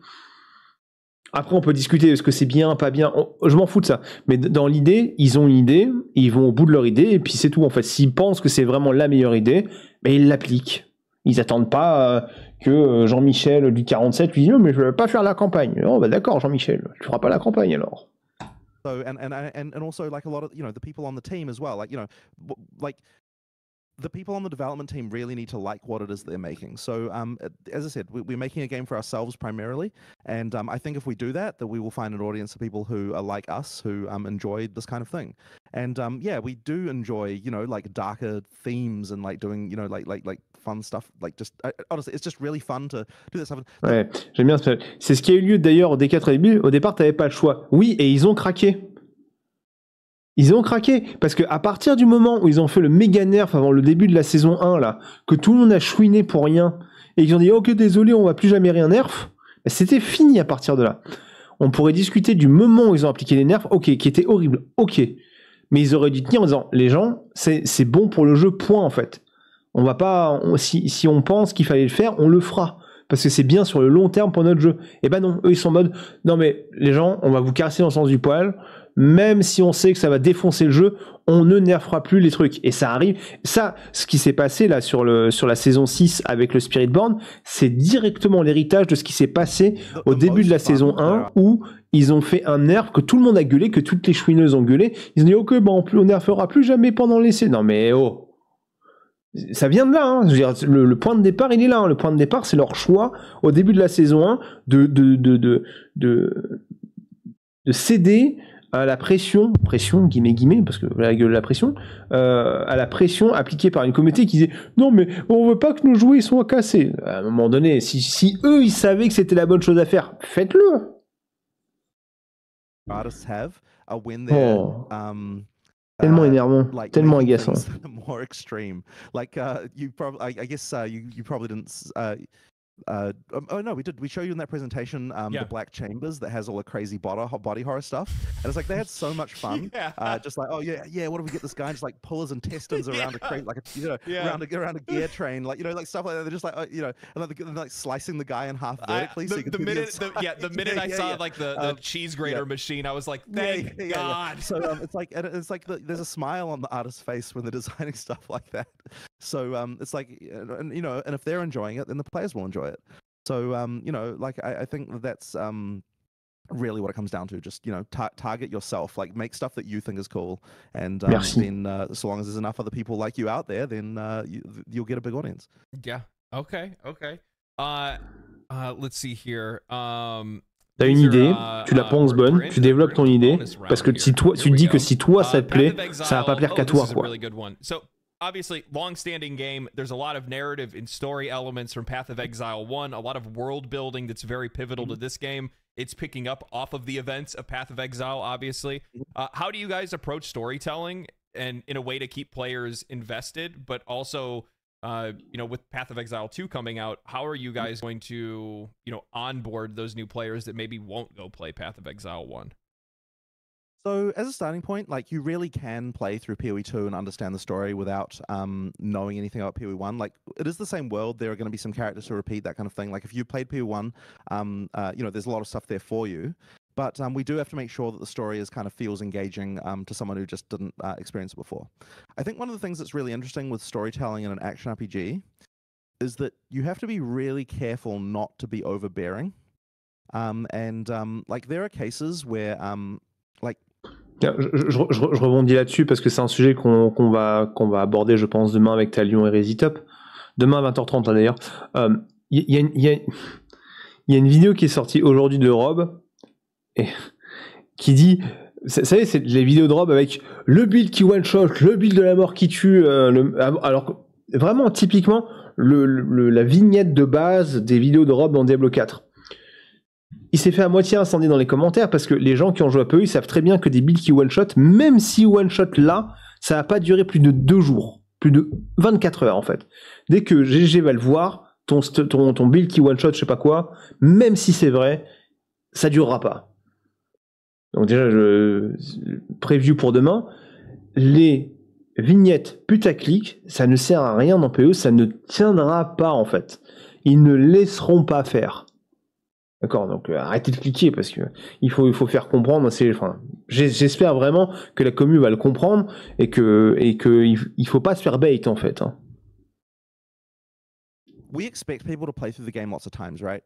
And so like if you have a lot of like you know, so the quintessential thing that a lot of games do, most games do, is they'll detach the camera from the play, you know, from the play position, you know, and they'll like do things like you talk to an NPC and it comes down and you've got stuff like that, right? And I think for a game that you play through one time, that stuff is very effective and works well, and it does help with engagement in the story, and like that's a good thing. But the moment that you do that, when you've got a campaign that you want people to be able to like run through quickly, just taking the camera away from where it is and putting it somewhere else immediately makes it feel like a chore to engage with all of. Bonjour Diablo 4, by the way. Those NPCs and everything. Like in PoE1, if you want to, you can burn through like all of that story and quest stuff like very, very easily. And so we're kind of trying to make sure that in PoE2, like we had this sort of difficult challenge of like, we want people to care about the story more than they did in PoE1, but we also don't want to have that feeling of like, oh, you like made the campaign this annoying process to have to go through. I think that is something that some of the games have run into, and so then they start to think, oh, you know, we need ways to skip it, and like it drives all of that stuff, right? Like we want we want to try and do both. So I think that what we've really tried to do is to add more of that story stuff through the campaign in ways that are both not annoying but do sort of allow you to experience stuff without having to stop your gameplay. So you've got things like as you're walking. Je suis d'accord que l'équilibrage n'a jamais vraiment été un sujet dans PoE, mais c'est pour ça que je dis qu'en fait les sujets, bah là je prends Rob c'est Rob, mais les vignettes qui vont ressembler beaucoup aux vignettes de Diablo 4, genre le prochain truc OP, ça n'a aucun sens dans PoE en fait. Vous voyez ce que je veux dire? Ça n'a pas de jambes en fait, ce truc, ça n'a pas de sens. Donc vous faites pas bait, vous faites pas avoir par ce truc-là. C'est vraiment hors sujet, on va dire. Areas, you know, like sometimes that you can click on that like will play as you you know as you run through and stuff like that. Ah bah si, il y aura du power creep, hein, ça avec les saisons qui vont annoncer, il y aura du power creep, ça arrivera, évidemment que ça arrivera. Moments that you sort of get to experience without actually having to stop running around. You know, like you've got things like boss intros and things avec du stuff lourd à la vie de P1 qui est accessible rapidement. J'ai pas compris. Tu penses que le power creep sera pas dispo à long terme avec du stuff lourd à la div de P1 j'ai pas compris la question du coup, je crois. the few lines of dialogue that can really, you know, like make like sell the idea without kind of getting in your way. So, oui, bah ça, pardon. Oui, je crois avoir compris. Mais ça, c'est ce truc que je disais là, quand je vais le redire, quand je suis passé sur le stream de Ben tout à l'heure, Ben qui est probablement le meilleur joueur de PoE1, en tout cas à mes yeux, qui disait un truc qui était très intéressant, qui disait qu'avec PoE1, ils ont systématiquement augmenté la difficulté du jeu, tout en donnant plus d'outils aux joueurs pour justement arriver à passer ces difficultés. Ce qui fait qu'au bout d'un moment, il y avait des couches supplémentaires de difficulté et d'itémisation à des cases à cocher pour passer les diverses étapes, tu vois, ce qui a étiré la différence entre un nouveau joueur et un joueur vétéran. C'est-à-dire que là, la connaissance à accumuler était beaucoup plus grand, encore plus grand pour un nouveau joueur qui arrivait, tu vois. Et il disait que c'est le power creep qui, avec les années, est arrivé, faisait ça, en fait. Là, pour le coup, avant qu'on retrouve ça, il y aura PoE3, quoi. And I think one of the games that inspires me the most, and strangely enough in this regard, is Half-Life, where they always made sure to never break the character's ability to like, you've got one perspective through the entire game, right? Like there's never a moment where, like, you know, like where you have a cutscene or you fade out and fade in and do something else. Like, and I agree with that thing wholeheartedly. Like the moment you do that, you feel like you lose control and you feel like it's a game telling you something rather than you playing something. So I actually am a big believer in like keeping the character's perspective the entire time. So that being said, we do have a few things. You know, there's an intro cinematic that you guys got to see. It was very good. That was a lot of fun to create, by the way. And there's even a couple more things like that later on in the campaign as well. Very cool. Which we'll be doing. So yeah, I think that the story stuff is a lot better in PoE2 than it was in PoE1. But we still, as I said, have to maintain that idea of like, don't get in the way, don't be annoying, don't like, if you know what you're doing, don't make you have to do annoying steps. Like, actually, here's another random example about this kind of stuff where, like, there's this idea in where we have to consider both what the character knows but also what the player knows. So in our storyline, unlike a lot of games, if you know as a player where something is before someone has told you about it, then we will allow you to go and do that quest before you know about the quest and that kind of stuff. And like, we're generally pretty consistent with the idea that like that you don't have to just talk to an NPC just to find something out that the player already knew. Like, that's really important. Like, okay, you don't like, Ça, c'est le 1, ça. Like, if you can always, like, you have to go to an NPC if you have to, like, turn in a quest item because they need to, like, you know, make something for you or do something like that. But if you already know exactly how something works, there is no requirement for you to talk to an NPC just to find that out. And once again, I think that's a bit unusual as far as games go because il parle du fait que on peut très bien faire un objectif de quête sans avoir pris la quête. On peut le faire à l'envers. Tu fais l'objectif de quête, t'as pas pris la quête, mais une fois que tu as fait l'objectif de quête, tu vas pouvoir revoir le PNJ et rendre la quête sans avoir pris la quête avant. Like, the character has to know about something before you're allowed to do it. Whereas in a lot of cases, but here it's like, it's very important to us that if you know what the campaign is and you've done the storyline a million times, you just go straight there, you just do the thing, and it's very you know, there's nothing in your way. Are there instances in which you could actually go and like take down like a boss that might be a part of a quest before the quest is actually taken? Yeah, absolutely. That happens all the time. So we do in some cases have blockages and things that, like, but when we do that, it's like, it's because, oh, there's some key you have to get from something and stuff like that. So there are blockages along the way that are mandatory, but generally speaking, you know, you can ignore the NPCs for everything except having to turn in quest items, and then you'll still be able to complete everything just fine. That's cool. And go through everything just fine. Comme le 1, quoi. Yeah, I like that because, like, the idea is, this kind of goes back to one of our earlier discussions, but it's the idea of earning the ability to trivialize the game. Mais ça c'est là que tu sens que lui, il a pas beaucoup joué au 1 parce que le 1 c'est normal en fait ça. You know what I mean? So, ça fait 10 ans que c'est comme ça, quoi. And that's something that players like. Who knew? Players like to earn things in games, including skill and reputation and items and whatnot. But like, I think that there's something really special in that where, you know, for these more experienced players, once you've run through the campaign a couple of times, now all of a sudden, you know, I don't need to talk to these people. I can go grab this. I can go kill this. I can do this. I can come back and then take the quest and turn everything in and then go back to do what I was doing. Sure. That's very cool. I like that a lot. So just in general, with obviously with PoE, you guys have, PoE2, you guys have done a lot of new things. You guys have added a lot of new things. How much freedom do you guys give your team to experiment with new ideas, and how do you guys decide what features are making it into these games? So it is honestly a mix, but I guess one of the things I like to do as a manager generally is that if someone suggests something and I've got an idea as well, then if those things are of equal weight, like if I don't have a reason particularly to prioritize one or the other, I'll always go with what the team wants to do over what I would prefer to do. I think that's just important because it means that the team just feels a lot more ownership over what the game is, and they feel like that their ideas are actually getting in, and they feel like what they come up with kind of gets into the final product.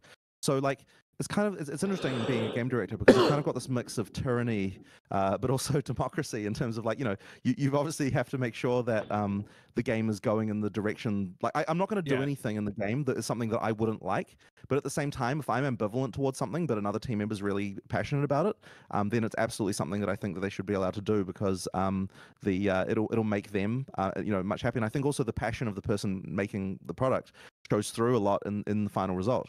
So I always want to err on that side. But the main thing, of course, that I'm here to say is like, you know what? But if I am like, no, I don't like this, I really have to just be tyrannical and say, this can't go in the game because I don't. I really have to, on some level, have some kind of cohesion around the whole vision of the thing. Yeah. You really don't want it to turn into some kind of design by committee product either. So it is a bit of a tough balance, but ultimately, I would hope that the team feels like ideas they come up with have a good shot to go in. And generally speaking, I'm fairly fine with whatever ideas they come up with going. And so long as there's something that I don't think is making the game worse, I'm like, yeah, go right ahead. Yeah. You can. Let's go with that. Let's come up. Let's do this crazy boss. Let's do whatever crazy monster you came up with. Yeah, I like that, especially with the boss design and stuff like that. I think that like when I was playing the build of PoE2 that I was playing, like the boss design is something. It's wild how much you guys have evolved it since your last game, or just in general, just for the genre. It's just so cool. Sure. Which actually it brings me to one final question that I have, and this is something that was kind of brought up when we were at the event. I just want to say that I appreciate the genius of this. But the idea that you guys are going to be releasing the first 3 acts and then you are going straight into the end game because you guys want to make sure that in early access, the end game is what is getting played. The end game is what's being tested. What's the motivation behind that? I feel like obviously part of it is somewhat a no-brainer because PoE is its end game in a lot of cases. These games are their end game in a lot of cases. But what are you guys looking to accomplish for it? And what was the what was the mindset making such a intelligent decision? So it's funny because you say it's a no-brainer, but it surprisingly took us a while to realize. Donc là, en gros, la question, c'est pourquoi est-ce que vous êtes passé à l'idée de faire 2 fois les 3 actes plus un énième beaucoup plus étoffé plutôt que de nous servir les 6 actes d'un coup. Et lui, il dit ça paraît être un no-brainer maintenant que vous l'avez exposé. Et lui, il va commencer sa démonstration, son propos en disant c'est pas vraiment un no-brainer. On a mis un certain temps à se décider quoi. And strangely enough, it actually Merci pour le Prime Yofi. Like we changed direction completely to this when we were when we did the announcement for Settlers of Calgar. And so what happened was, so like we obviously had a bunch of in-game plans. We had a design for what the in-game would be, but we did the Settlers of Calgar announcement, and that announcement was really huge. And it's so good on the same day. On the same day as that announcement occurred, there was also a Diablo 4 announcement where they announced, I think it was a class they were announcing. And everyone was saying, like, Blizzard's making this expansion and it costs like $60 or whatever it costs. And the amount of and the content they're making is like not even as large as this random PoE1 expansion that's coming out. You know what I mean? Like there was all this sort of stuff like that. Oui, c'est vrai ça. Et c'est vrai en plus. Quand tu comparais, c'est vrai en plus, quand tu comparais le Campfire qui annonçait l'extension, qui était en gros les classes, et que tu compares tout ce qui est intégré avec le Settler of Calgar, bah franchement, je pense que le point revient à Path of Exile 1 en termes de contenu ajouté à leur jeu. Hein. C'est pas une victoire du tout pour Diablo 4, c'est sûr. Hein. Okay, well, so first of all, like making a class is actually like a way larger amount of work. Oh, it's a lot of work. Than making Settlers of Calgar was. Like honestly, when you actually compare the two in terms of the amount of work that goes into it, one of them is a lot easier. But then I was talking to Mark about this, and Mark was like, "Well, yeah, but so maybe they should be making more of the type of content like what we're making." And I was like, "Ah oui, plutôt que d'ajouter des classes, peut-être qu'il ferait bien de renforcer leur jeu." Hein, tout le temps dépensé à faire leur putain de nouvelles classes et tous les efforts faits à faire leur nouvelle classe, qui en plus de ça est complètement déséquilibrée, complètement cassée, ils auraient peut-être mieux fait de l'investir dans leur jeu pour le rendre beaucoup plus large et beaucoup plus gros avant de rajouter des choses. Mais bon, la classe, ça fait vendre plus facilement. C'est ça la vérité, en fait. Hein. C'est malheureux. Hein. Like, well, you know, you're not wrong about that. Like, okay, just because something takes more work doesn't necessarily mean that, like, that's the right thing to be doing. Yeah. And then I thought, well, hang on, are we making the same mistake with PoE2? Like, we were barreling forward thinking, like, we have to finish this campaign before we can work on all this endgame stuff. C'est faux. Il est en train d'expliquer quand même, parce que c'est en regardant le campfire de D4 et en regardant les réactions des gens au campfire de D4 et en discutant entre eux qu'ils se sont rendus compte qu'ils faisaient fausse route avec ce qu'ils voulaient délivrer avec PoE2. Quand ils réfléchissent, ça te paraît terriblement normal en fait, mais je trouve ça cool qu'ils l'expliquent comme ça parce que tu te rends compte qu'ils font attention à ce qui se passe autour d'eux en fait. Ils sont pas dans une bulle ces gars-là quoi. Then I was like, well, hang on, like, why are we making all this content that's really hard to make when we could be making content that's honestly easier to make and probably the players will get a lot more satisfaction out of it. Like there'll be a lot more actual gameplay that comes, you know, it's like because like when you're making a game like ours, it's like you've got this phase where you make you have to make a bunch of art, you have to make a bunch of animation and like all this sort of stuff, and then there's the phase where like you get to like do a bunch of remixes and reuse and like all that stuff, and like an in game typically is where all that sort of stuff happens. And like that stuff is honestly easier to do than making it in the first place. And yet the amount of actual value that a player gets out of that is like in a lot of ways higher. Much higher. So we were. Mais t'imagines, c'est ça en plus. Là, je lis, quand tu designs et que tu fais la même chose que Blibis, peut-être qu'il faut changer, mais c'est exactement ce qui s'est passé en fait du coup. Ils se sont dit, mais attends, mais pourquoi les gens se plaignent alors que eux, ils se rendent compte que le travail pour designer une nouvelle classe c'est beaucoup plus grand, beaucoup plus difficile parce qu'ils étaient en train de faire ça avec la création d'actes aussi, etc. Ils étaient également dans la création en fait de choses vraiment toutes nouvelles, plutôt que l'ajout de mécanique, d'accord. Ils disaient que c'est beaucoup plus simple à faire. Et ils se sont dit, mais on est en train de faire la même bêtise entre guillemets la même chose que ce qu'on estime être une bêtise du côté de Blizzard, en tout cas que ce qu'on comprend être perçu comme une bêtise pour Blizzard. Et ils se sont dit, bah tiens, faisons autre chose. What? Like, why are we not just stopping? Like, we need to just drop everything. We were like towards the end of making, to finishing Act 4. And we were like, you know what? Let's just drop everything that we're doing. We'd already done a pass through the game, by the way, so like a lot of that stuff's already done. But like we were like doing the polish work on Act 4. But like, let's just drop everything and just focus entirely on in-game now. Like, let's take what we've been doing with in-game and like now we're gonna put the whole company on it. We're gonna stop completely working on all of the campaign stuff that we're doing. Comment tu veux pas les aimer ces gars-là, quoi? Focus entirely on in-game and make that as big as we possibly can, because yeah, the players will get a lot more out of that. And like honestly, like a 3-act campaign. En plus, quand tu y réfléchis bien. Le temps que les gens s'amusent dans le endgame, eux, ils auront tout le temps du monde de bien polir l'acte 4, 5 et 6 et de le relâcher vraiment quand ce sera tout fait, tout nickel, en fait. A huge game. Like, sure, we're making a game that's, you know, that's 50 hours long, but having a 25-hour long game. Alors que tu te dis que s'ils avaient fini les actes, les actes 6, ils les auraient dévorés quand même, ils seraient arrivés dans un endgame un peu plus vite, ils seraient retrouvés plus rapidement dans le truc de, ah, bah, y a plus rien à faire sur le jeu. Et eux, ils seraient sentis obligés de sortir les trucs un peu trop vite, peut-être, hein. Je sais pas s'ils auraient senti la pression, mais alors que là, en faisant comme ça, ils ont plus de temps en fait pour finir leur jeu. So still a big campaign, right? Like, and yet, yeah. And the other thing as well about this is that if we have a bad end game when we get to early access, then we kind of have to say to people, hey, trust us, guys. There's a good end game coming. You know, you guys don't really. I mean, we'll tell you kind of what it is, but like, you know, you guys have to just sort of trust us what it is, right? On a une vision. We have a great end game, and then the campaign's 3 acts short. Well, it's like you know exactly what another 3 acts is going to be like because you just played the first 3, right? So 5 mois pour réfléchir et faire le endgame alors? Non, c'est 5. Ah non, c'est pas ce qu'il a dit, allons. Il a dit qu'en gros, plutôt que de mettre des efforts à développer la campagne, ils mettaient tous les efforts à développer le endgame. Mais ils savent très bien ce qu'ils veulent ajouter dans le endgame en fait. Juste le développer proprement. You know exactly what to expect when we add that later. But you know, we get to impress you with an end game before that point. So yeah, that really was what it came down to. But yeah, it was not really that long ago when we came to do that. And I think that was a really important decision because we effectively, and the other fun thing about it, by the way, is that now like making the end game for PoE2 is like going back to the making PoE1 leagues again, except with the resources of the whole company all in one thing. So it's like making 7 leagues concurrently, which is kind of a crazy thing, but it's been very fun. So it's been a lot of fun to work on that stuff, and it's pretty cool. So it's funny because in retrospect, it's like obviously this is the right move, right? Like obviously this is better. Yeah. But it did take a little while, and it took that moment of like, well, what the hell are we doing here, to actually realize that we had to change direction like that. Yeah, because I mean, like from my perspective, when I'm looking at it, it's like, well, story content. It's not like it's not worthwhile, or the work that your folks have been doing on it isn't worthwhile. There's a lot of value in it, but the vast majority of that value will be extracted within the first couple months of the game releasing, and then done.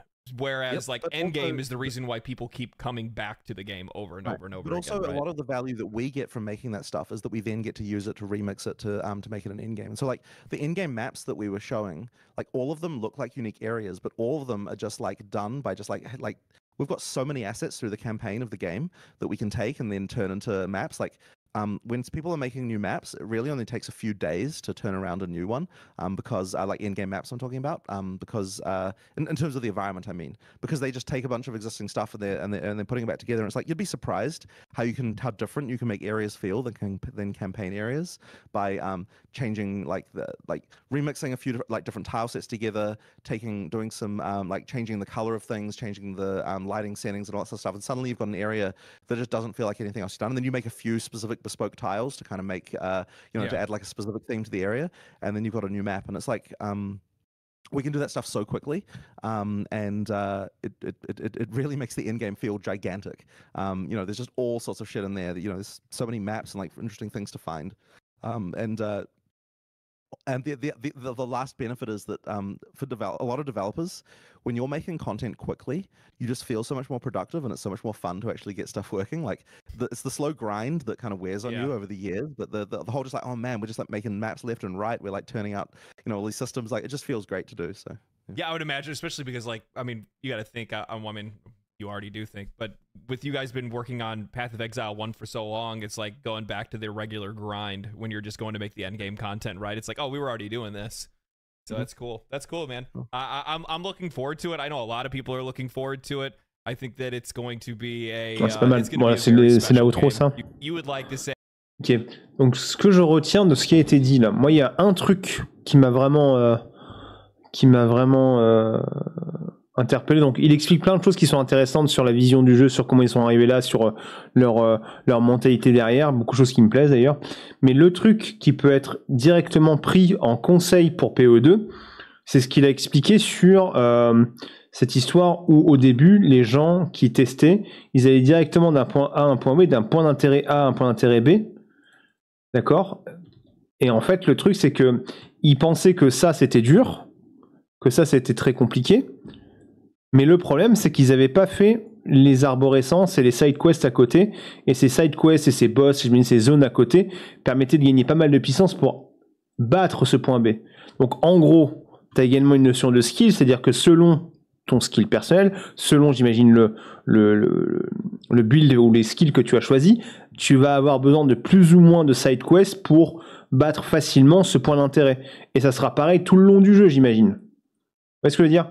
Donc le côté le jeu est très dur, c'était probablement le cas parce que peut-être que de base il est très dur, mais parce qu'ils allaient trop vite d'un point A à un point B sans explorer trop ce qu'il y avait à droite et à gauche. Ce qui veut dire qu'à mon avis dans PoE2, il faut pas trop rusher le contenu de la campagne, mais prendre le temps de faire les zones annexes, parce que dans les zones annexes il y a pas mal de choses qui vont augmenter la puissance de notre personnage, directement ou indirectement. Là, moi c'est ce que j'ai retenu qui peut nous aider directement dans le lancement en fait. Après tout le reste, l'interview était cool, hein. Ça prenait un autre angle que les autres interviews, ça parlait pas que de jeu, ça parlait aussi de développement du jeu, ça parlait d'économie, ça parlait de plein de choses. Entre les 5 piliers entre l'histoire de départ de PE1, cette histoire de changement de cap là, c'était cet été en fait, pour le endgame et compagnie, c'était pas mal, bien aimé, c'est une chouette interview de la part, donc je redonne, hein, c'était Legendary Drops qui a fait cette interview là, qui était un petit peu différente de ce qu'on trouvait avant. Bon, il y aura plein d'interviews qui vont arriver jusqu'au 6, hein, ça va pas arrêter de faire monter la sauce, quoi. Mais c'était pas mal, ça. C'est pas mal. Voilà.